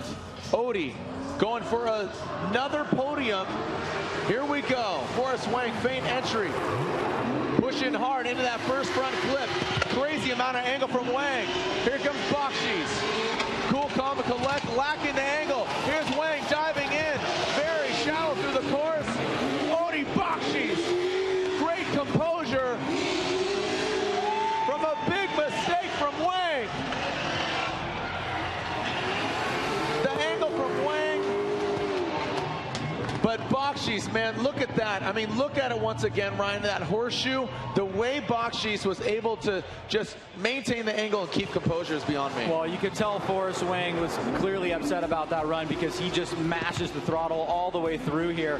Now Odie Bakchis is a little bit measured here. Look at the angle from Wang, but he does not get down to that outer zone, driving a little bit recklessly, just putting it all out on the line here. Look at the plumes of smoke coming out here, and you can see Odie Bakchis is able to make his way through. He makes a tiny bit of a correction right there as he transitions back around, comes through the smoke cloud again, and then crosses the finish line. Very entertaining right here in the Final Four between these two incredible warriors. Entertaining is just a mellow way of putting it, dude. This is just so entertaining. I mean, the kids are just loving it these days.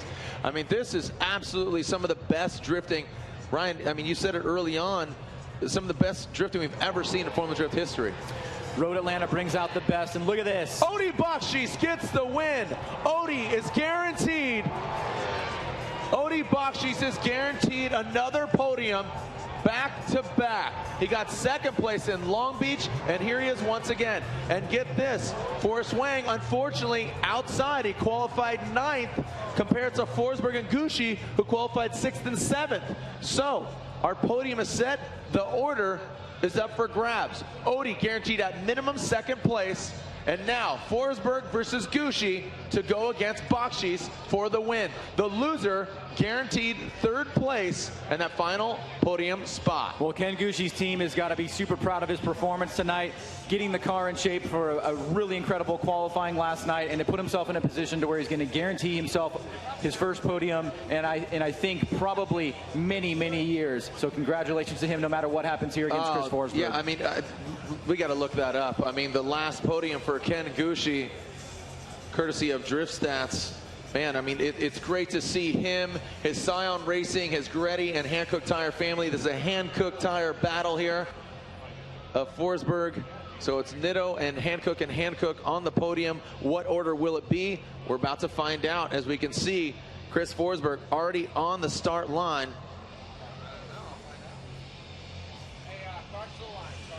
So Gushi, I'm assuming those are his headlights, and there he is. There he is warming up his Hankook tires in the background.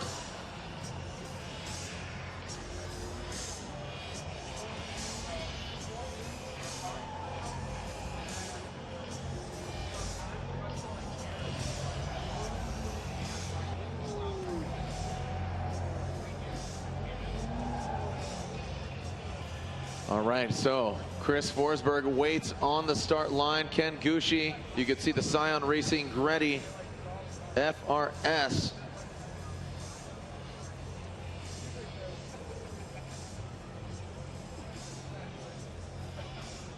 So Ken Gushi, who qualified 6th, will lead this battle. Forsberg will give chase, who qualified just behind him in 7th.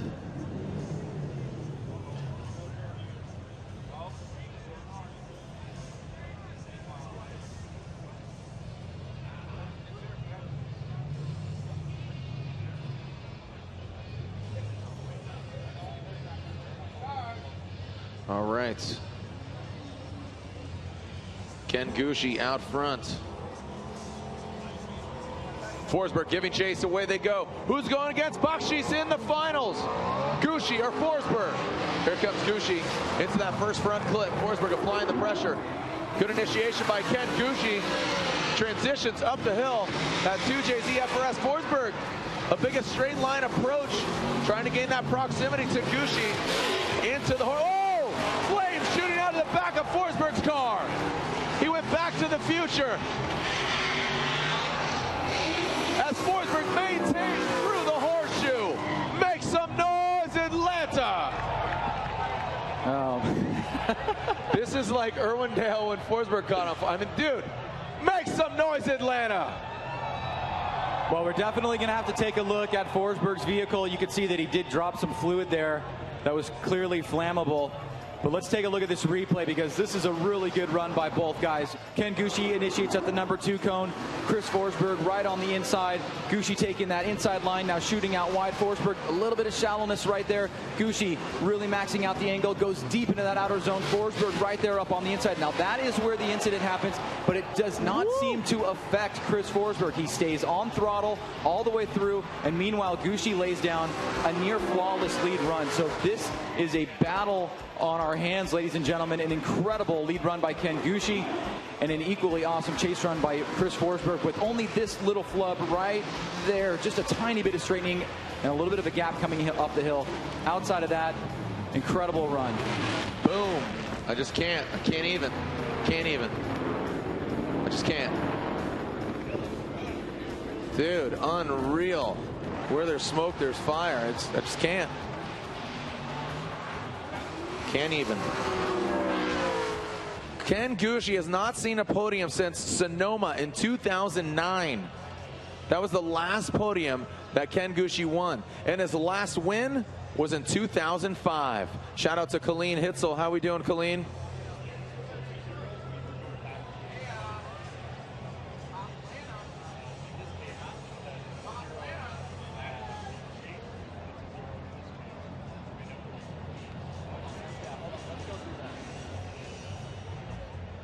So Forsberg will be leading, Gushi giving chase. Ryan, you wonder what happened there. I mean, what shot off? What? It seemed like the diff back there. I mean, it seemed towards the back end of the car.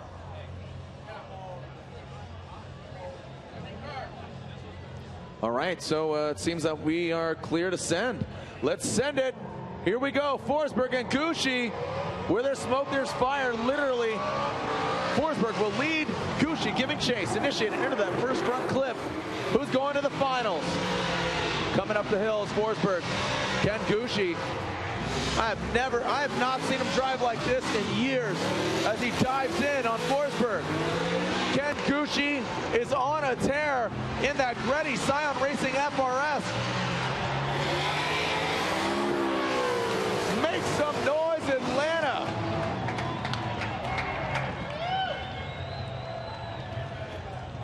Well, no lack of a show here. As you can see, Chris Forsberg initiates into the first corner. Gushi is right there. Both guys just a little bit of braking on initiation. Now coming up the hill here, you can see both drivers really pushing hard as Forsberg fills that first outer zone. Now that second outer zone, Gushi is right there in tow. Good transition down the hill by both guys. And you can see leaving nothing on the track by both drivers. Gushi through the smoke cloud, Forsberg right on that inside clip. Ooh, really close run here in the top 4 as we move our way to find out who will be in the finals. Ryan, I don't know if you heard that, but Ken Gushi hasn't seen a podium since 2009. Also, Ken Gushi, his last win, 2005. That's 10 years ago that Ken Gushi saw a win. As far as Forsberg, his stats are absolutely stacked. Here we go. What do you guys think? Is it Forsberg or Gushi? Here we go. Ryan says Forsberg. One of the judges, Ryan. One more time. They're going at it again. One more time. They are going at it again. Let's get some fresh rubber. Let's get some more fuel. Atlanta, when we come back, the one more time battle between Forsberg and Gushi here, round 2 of the Formula Drift Championship, presented by GoPro. Amazing. The rush of driving a Mustang felt like never before. I could happily probably cry right now.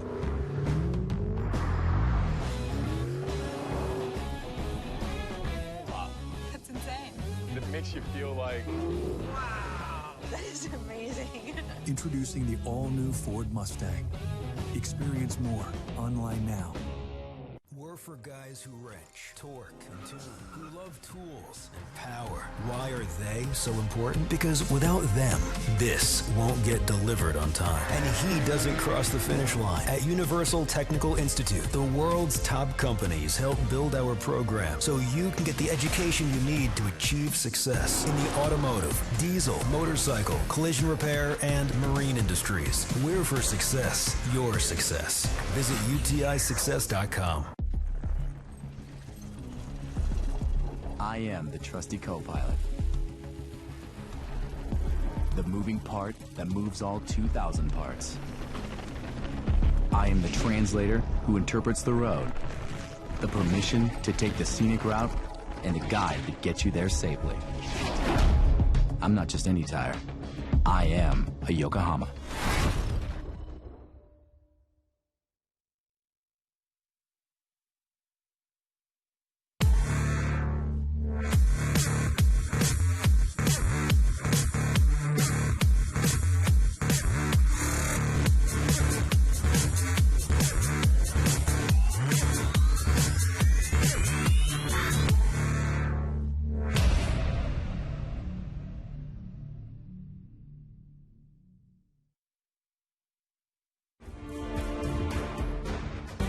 Part of the key to us doing well is understanding that what we do is high risk, and understanding that at some point we're going to mess up, we're going to fail, and once you're accustomed to that thought, once you realize you are going to mess up at some point, you're ready for that, and that's when the fear doesn't bother you anymore.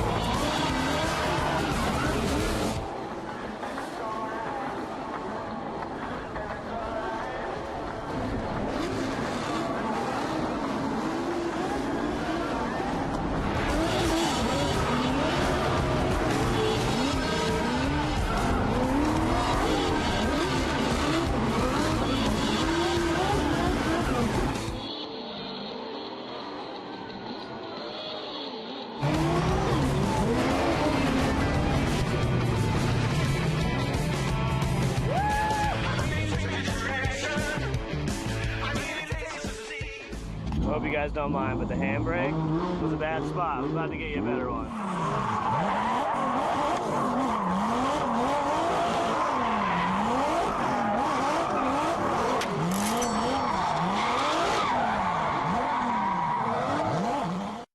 What's next? Big things. Things you never saw coming. So buckle your tool belt. Here comes the all-new Ford F-150. The first and only pickup that lets you do this, and this, and this. All wrapped in a high-strength military-grade aluminum alloy body so you can do the most of this.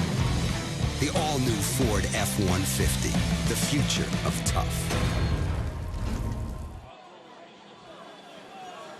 All right, well, here we go. We're back to the top of the hill. Forsberg and Gushi, these guys have seen battle against each other only 5 times. These are 2 veterans since day 1. They've been drifting here since 2004 here in Atlanta and haven't stopped since 2004. 2 veterans of the game.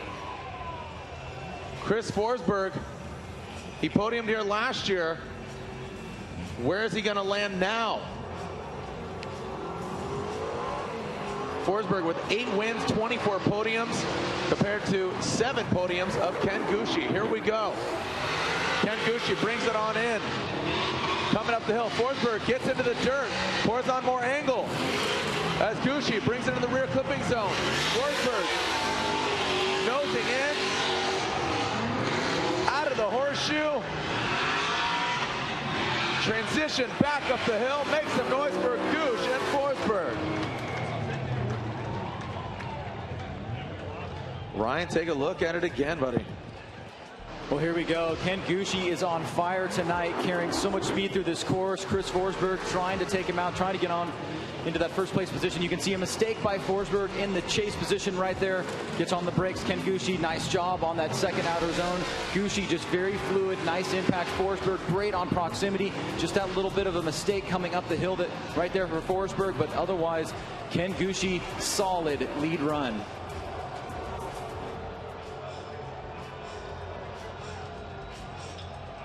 So Chris Forsberg grabbing 3rd place last year here in Atlanta.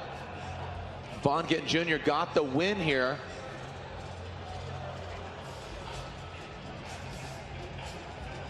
Forsberg will now lead. Ken Gushi will give chase. The winner going against Odie in the finals. The loser grabs 3rd place.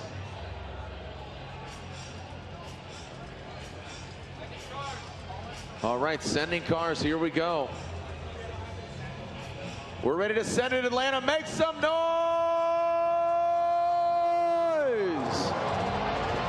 Forsberg going to lead. Ken Gushi giving chase. Make some noise at home. Hashtag FDATL. Forsberg throws it into the first front clip, pulling away. Dancing with the dirt once again. Gushi's coming in hard in that rear clipping zone. Forsberg riding that razor's edge. Gushi right there next to him. Gushi not backing down. Coming out of the horseshoe.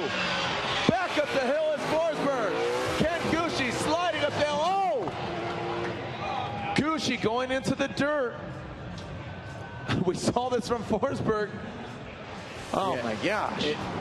Both guys putting on an incredible show here. Ken Gushi staying with Chris Forsberg on initiation there. Now coming up the hill right there. Chris Forsberg pulling away just a little bit. Gushi trying to catch up, make some ground. Nice job by Gushi. Nice job by Forsberg going really deep into that zone. Good job on that inside clip by Forsberg. Ken Gushi right here, just a little bit of separation. He stayed with them most of the way, and Forsberg transitions back around. Gushi falls back just a little bit, and then you can see a lot of dirt right there, but obviously there's no way to tell whether that was 2 tires off course. You had Forsberg making that mistake in the first run, that little bit of a flub. Gushi falling back a little bit and dropping a tire there, at least on that second run. So now it's all up to the judges to decide what happened here as we find out who will go into the finals and face Odie Bakchis. Odie Bakchis guaranteed at minimum 2nd place. The loser of this battle getting 3rd place. Where are my Chris Forsberg fans? Who thinks he advances on to the finals? Where are my Ken Gushi fans? Woo!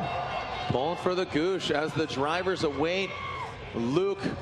Formula Dread giving them, look at that, like a pissed off dragon. Ken Gushi's Scion FRS. You can see the snorting the smoke. You can see the judges poring over their notes here, taking some time to deliberate. I see one score coming in, another one dropping.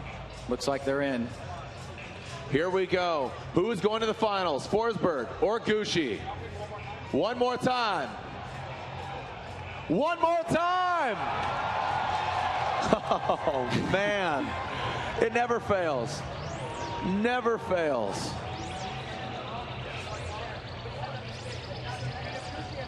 Just don't want to leave it in the judges' hands. Do you guys agree with that call? I'm seeing thumbs up. I'm seeing exclamation points. I'm seeing a lot of signs. Make some noise, Atlanta. Are you loving this stuff or what? Come on. None of you guys go home. You got to find out. This is Road Atlanta. You guys are supposed to be the best fans in the drifting world. So make some noise, will ya?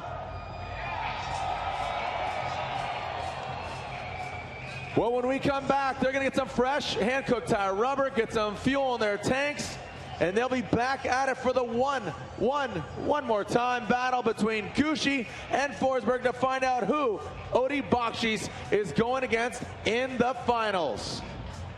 I woke up every day in the Air Force thinking I've got the best job in the world. Airplanes, jets, propeller planes, rockets, spaceships, starships. If it left the surface of the Earth and went somewhere else on an adventure, it just captured my imagination. The opportunities that the Air Force can offer are boundless.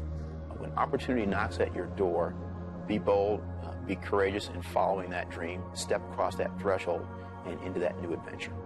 My name is Colonel Alvin Drew, and I am an American Airman.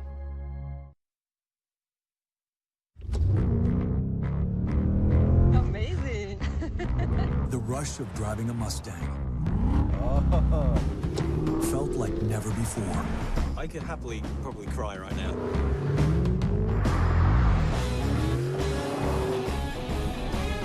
Wow, that's insane. It makes you feel like, Wow, that is amazing. Introducing the all-new Ford Mustang. Experience more online now.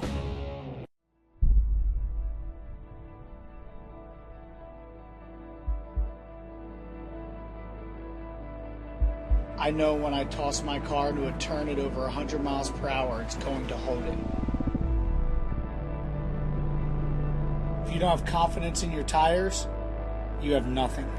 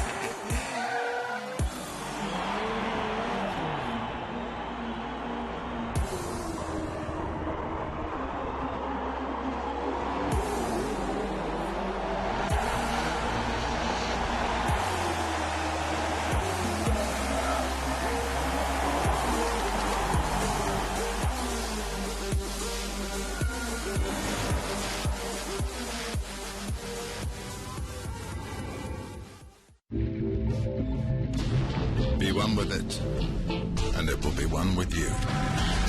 Be one with your tires, and the road will be one with you. Hankook Tires.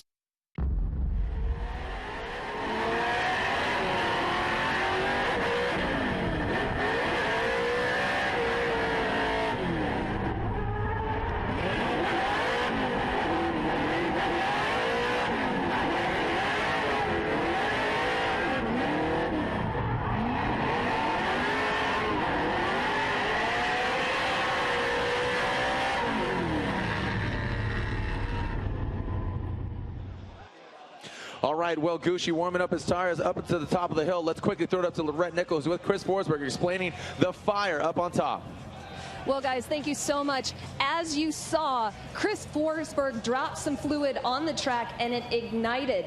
What happened was this was unburnt fuel that once Chris let off the throttle, it went through the exhaust and it ignited. So Chris was able to come back to the pits and his car was put up on a jack and he got 2 new rear tires and more fuel. So a lot going on for Chris Forsberg. It has been an eventful night for him. Jared?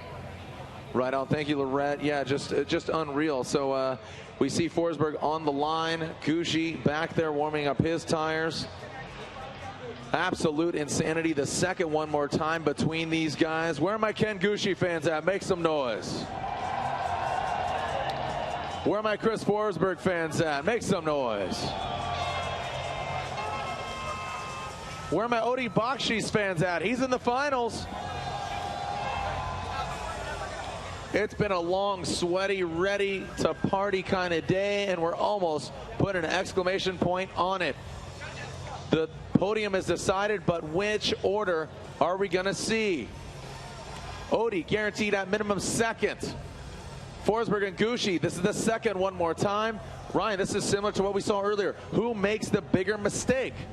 I mean, we've seen Gushi and Forsberg have some great runs. Not phenomenal, not perfect. And obviously, you know, the fire that's going to make a lot of memes and a lot of internet videos. Here we go. Gushi in the lead position for the second one more time. Here we go, Atlanta. And worldwide, watching across the globe. Who's going to the finals? Gushi in that first rear clipping zone, coming in hot. Forsberg right there. Good aggression from both these guys. Into the horseshoe. Out of the horseshoe. Running through the gears. Hand-cooked tire smoke strewn about the track. That was a solid lead run and chase run by both these gentlemen, Ryan. Well, that's about what you're used to with Chris Forsberg. That's that consistency in play there. So hard to shake. But Ken Gushi has just been on the lock all night long. And you can see he basically runs the exact same lead run every single time. Very smooth, nice up the hill. Does a perfect job on that outer zone 1. Deep and fast into outer zone 2. But Forsberg is right there all the way. Great job on that inside clip. Good transition around. Look at all the smoke on course as both drivers are literally door to door on this last turn as Gushi hits that inside clip perfectly. Forsberg right there, right behind him.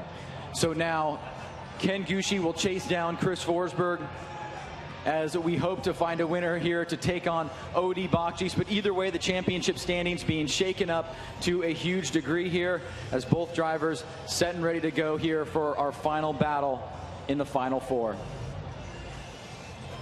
All right, let's alternate the order. Forsberg will be out front. Ken Gushi giving chase. Odie waits in the wings.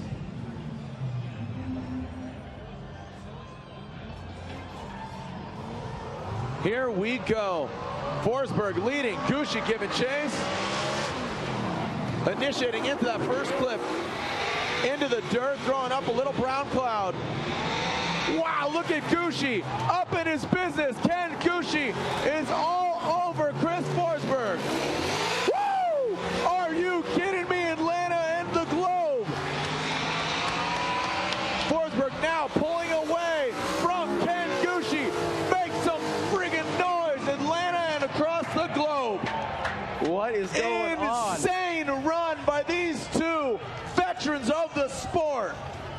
Oh my gosh, that was unbelievable. This is the first time all night I think we've seen that close a proximity going up the hill. Check this out right here. Chris Forsberg comes out strong. Gushi dives in. Watch how close he gets to Chris Forsberg up the hill. He maintains it. No contact. That usually happens right there. Stays super close to Chris around this inside clip. Forsberg absolutely on fire as well. We start to see the first little batch of separation right here, but it's nothing major as both drivers cross the finish line. An incredible run by Chris Forsberg and Ken Gushi, who literally came out of Long Beach with a huge disappointment and showed up tonight looking like a champ. Ryan, you have to ask yourself, is this going another one more time? I mean, that was an absolutely aggressive chase job by Ken Gushi, but a great chase run can't happen without a good lead run. And you look at that other run, that other battle, and I think that's what we're going to do here. No, we're going to take a look at it again. Let's dissect this again, Ryan. Both drivers coming up the hill. A little bit of tire drop right there by Ken Gushi, but the proximity is the real hero here, right here, or the star of the show for Ken Gushi. Just so close to Forsberg. Both drivers absolutely just mashing it all the way through. You can see Forsberg takes that inside line. Gushi adjusts and goes right across the finish course, or the finish line. Amazing run. Wow. Wow. Are you having fun tonight, Atlanta? Let's look at these runs side by side. Here's Forsberg initiating and Gushi. So Gushi on the left, Forsberg on the right in their lead runs. Well, you can see right here on the right screen, Forsberg in the lead, Gushi in the chase. On the left screen, Gushi in the lead, Forsberg in the chase. You can see Gushi gets the proximity battle going up the hill. Forsberg taking that inside line just a little bit to gain proximity. Forsberg, a nice job on the right-hand screen there in the lead position going deep, but Gushi is with him pretty much all the way. Almost identical there. Look at that. Beautiful run right here as we get to see both vantage points. There's the tiny bit of separation right there on the right-hand screen and then the left-hand screen. So this is an amazing battle.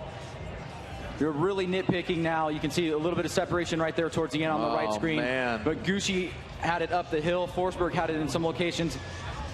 Ooh, tough call for the judges. I think I could pick a winner, but I definitely think it could go one Yeah, more I mean, time, too. unfortunately, I think I could pick a winner too, or I'd like to see him go one more time. I mean, you really have to look at both runs, and that's what happened. That's what happened earlier, and I'm anticipating some response to the Stoneback Forsberg battle. That double zeros, and then Forsberg getting the win. I think there's definitely going to be so there. Here we go. So the verdicts are in. Who's going to the finals against Odie? Is it Forsberg or Gushi? Left is Forsberg, Gushi is right. And Ken Gushi gets the win. Ken Gushi gets the win. Oh, man. So Ken Gushi gets the win. Man. Unbelievable. Atlanta, are you having fun tonight?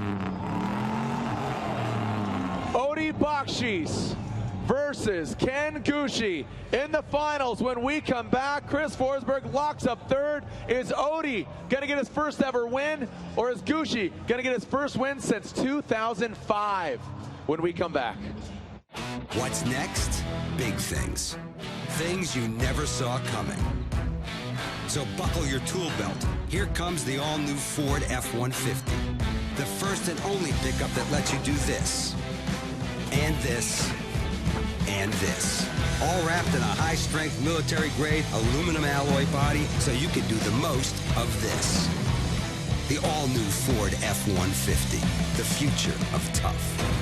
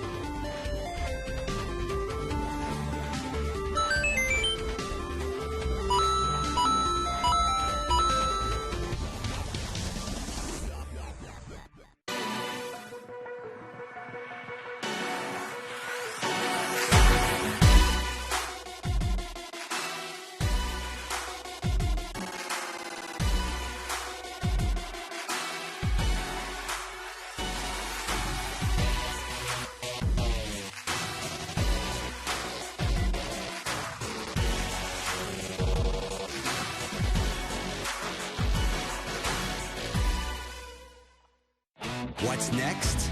Big things. Things you never saw coming. So buckle your tool belt. Here comes the all-new Ford F-150. The first and only pickup that lets you do this, and this, and this. All wrapped in a high-strength military-grade aluminum alloy body so you can do the most of this. The all-new Ford F-150. The future of tough.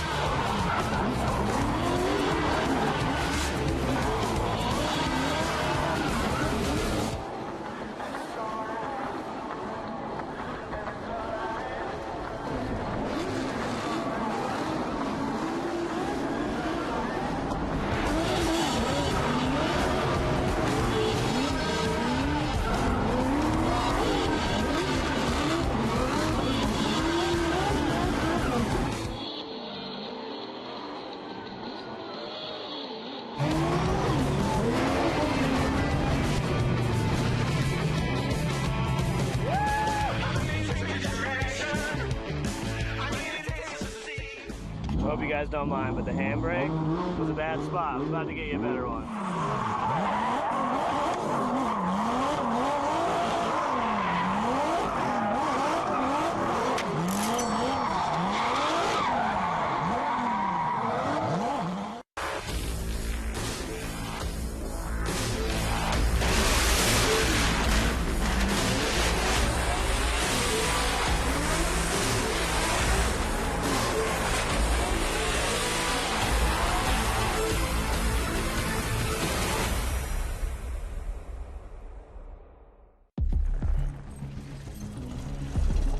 I am the trusty co-pilot. The moving part that moves all 2,000 parts. I am the translator who interprets the road, the permission to take the scenic route, and the guide that gets you there safely. I'm not just any tire. I am a Yokohama.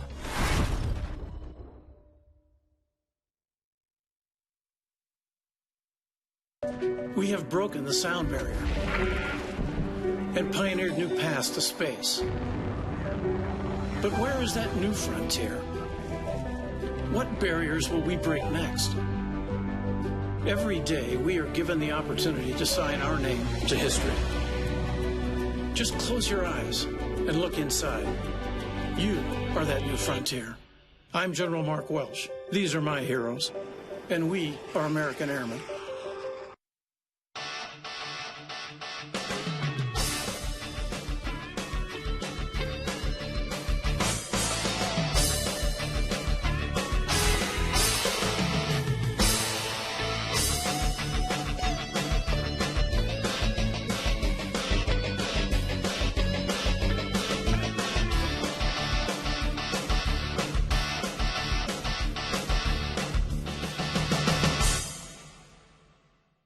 Head over to ExeterUSA.com right now.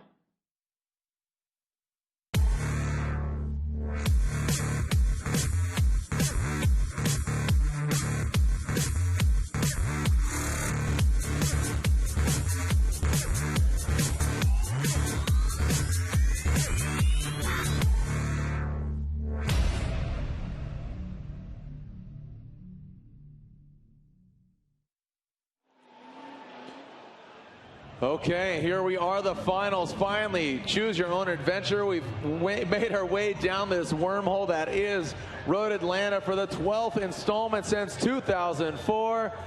Woo! An unbelievable fight to the finish. And here we have a gentleman that has just made a name for himself over the years, coming out of the Vegas drift scene, Bakchis, going against a veteran who's been here since 04, Ken Gushi. But here's a look at Odie's stats. Adamus Bakchis, 1998, 240 SX. He's running an LS7 powered by the Holley EFI. He wasn't all about the high horsepower. He was about reliability. But right now, I got to tell you, it seems to be working. He is currently our Formula Drift points leader, surpassing Frederick Aasbo, 650 horsepower. And there you see it, 2,800 pounds, 65 degrees of angle. And 4th overall in the 2014 championship. So just a bit outside of grabbing the heavier trophies because every round they're carbon fiber. So, real quick, where are my Bakchis fans at? Where are my Ken Gushi fans at? How many people have been coming here since 2004? How many people were here last year? How many people are coming next year? Who's ready to send it? Atlanta, Bakchis, Ken Gushi, here we go. Bakchis coming to that first front clip. Here he goes, Ken Gushi dropping into formation. Look at the proximity, but just as I say that, he pulls away, and I mean Odie coming into the horseshoe, working at what? Wow, right there. Putting the car in the right place is Bakchis. Ken Gushi taps and knocks over the cone. And back up the hill, Odie making quick work of Ken Gushi in that lead position there, Ryan. Well, for the type of proximity that Ken had against Chris Forsberg, it's hard to believe that he ran away from Bakchis, but that's what he does. right here, or Odie rather running away from Ken. You can see right here just a little bit of separation here. Ken was strong on initiation, fell back a little bit, gave some room to Odie. Odie does a good job right there filling that zone. Ken with a little bit shallower angle, is not able to fill the zone all the way. Now here comes Odie down the hill. Ken getting on the accelerator here, trying to close the gap a little bit as Odie takes that wide line again that he's been doing all night and hits that last inside clip. So I agree with you, Jared. Advantage there, Odie Bakchis. Ken Gushi's got to come back strong here if he wants to force a one more time or a win. All right, so Odie Bakchis.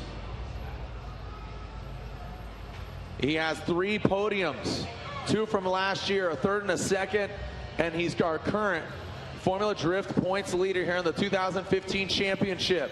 Is he going to grab his first ever win? Is Ken Gushi going to grab his first win in 10 years? Who's it going to be? Ken Gushi hasn't seen the podium since 09. Here we go. Ken Gushi and Odie Bakchis. Coming up the hill is Gush. Odie Bakchis. Oh, Ken Gushi throws it in. A big, the back left wheel has some damage.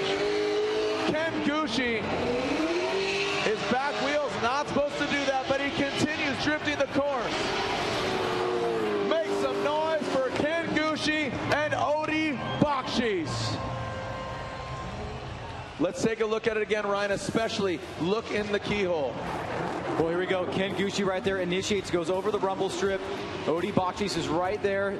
Great job on proximity. Gets on the brakes a little bit. Keeps the angle there. Ken Gushi, a lot of angle right there. And you can see, yeah, his wheel would look like it was touching the side part of his side skirt right there, causing it to flutter a little bit.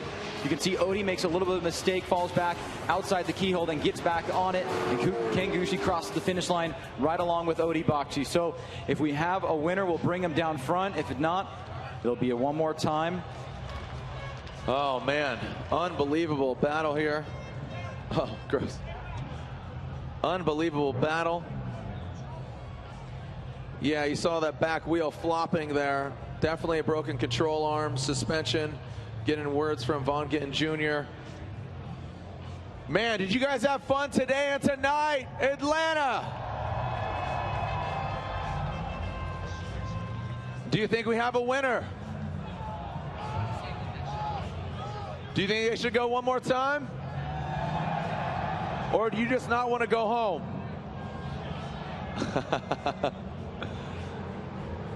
All right, looks like we do have a winner. We're bringing the top 3. Get your cameras out. Jonathan Castro, see you in Orlando, buddy. Matt Field, see you in Orlando, buddy. All right, let's bring them down here. Here is our 1, 2, and 3. Remember, we'll tell you who got it down here or up here, and then we'll present the trophies down on the podium. Officially, Odie Bakchis is our Formula Drift points leader regardless of first or second. Ken Gushi has not seen a win since 2005.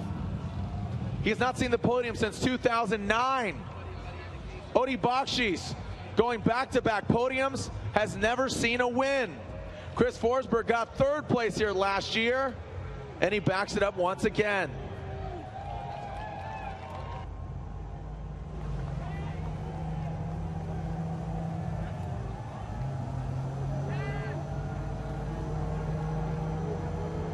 All right, here we go. Here's your 1, 2, and 3. 3rd place here, round 2 of the Formula Drift Championship presented by GoPro. Here at Road Atlanta for the 12th installment, the 2nd round of 7. 3rd place in the NOS Energy Drink Hankook Tires Nissan 370Z, Chris the Force Forsberg. And when I announce 2nd place, you'll know who gets the win. 2nd place here at Road Atlanta. In front of all these fans, the 12th installment. He's been here every single year. And the Gretty Scion Racing, Scion FRS, your 2nd place finisher on Hankook Tires, Ken Gushi. That means your winner here in Road Atlanta unanimously. In the field, suspension, Arc Performance, Nitto Tires, S14, and your current Formula Drift points leader, Adamus Odie Bakchis, is your winner here in Atlanta. Back-to-back podiums for Odie There's your 1, 2, and 3. Odie, Gushi, and Forsberg. We'll see you down at the podium. We'll see you online, or we'll see you another time. Let's grab some photos. Again, making history as Forsberg grabs another podium. Ken Gushi hasn't seen it since '09. Hey man, just call him like I see him, dog. And Odie Bakchis back-to-back podiums.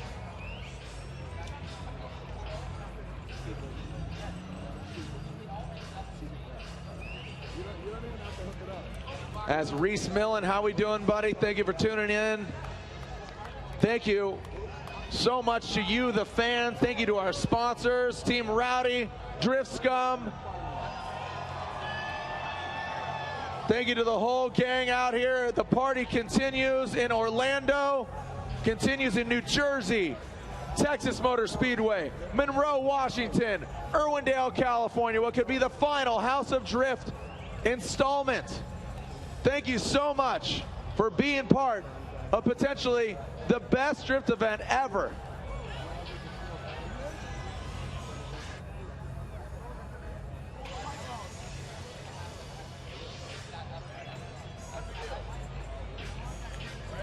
So an unbelievable showing by these three guys. You got the V8 VK56 370Z of Forsberg, the 2JZ FRS of Gushi, and the V8 S14.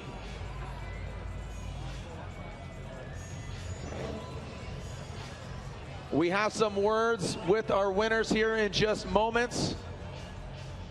Don't go anywhere. If you're tuning in online, hashtag FDATL.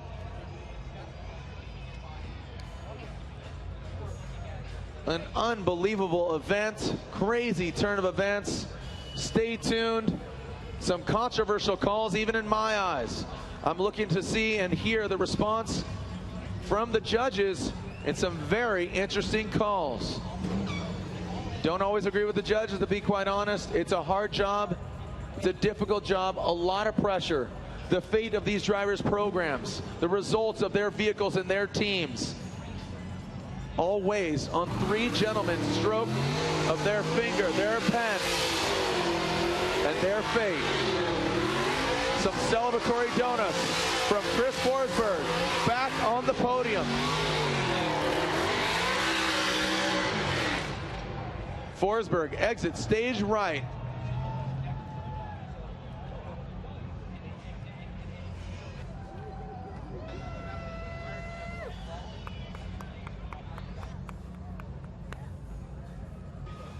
All right, so there it is. Go throw it down to Laurent Nickel, who's with Odie. What? All right. Thank you to Laurent Nickel, who's a... Thank you to Laurent Nickel. Thank you to Ryan Sage and the whole team here at Formula Drift. Congratulations to Forsberg, Gushi, and Odie Bakchis grabbing first place. If you're here in the building, join us down on the podium and give out some carbon fiber trophies. That's it, and a wrap here at the second round of the Formula Drift Championship presented by GoPro. We'll see you in Orlando, we'll see you online, or we'll see you another time. Send it.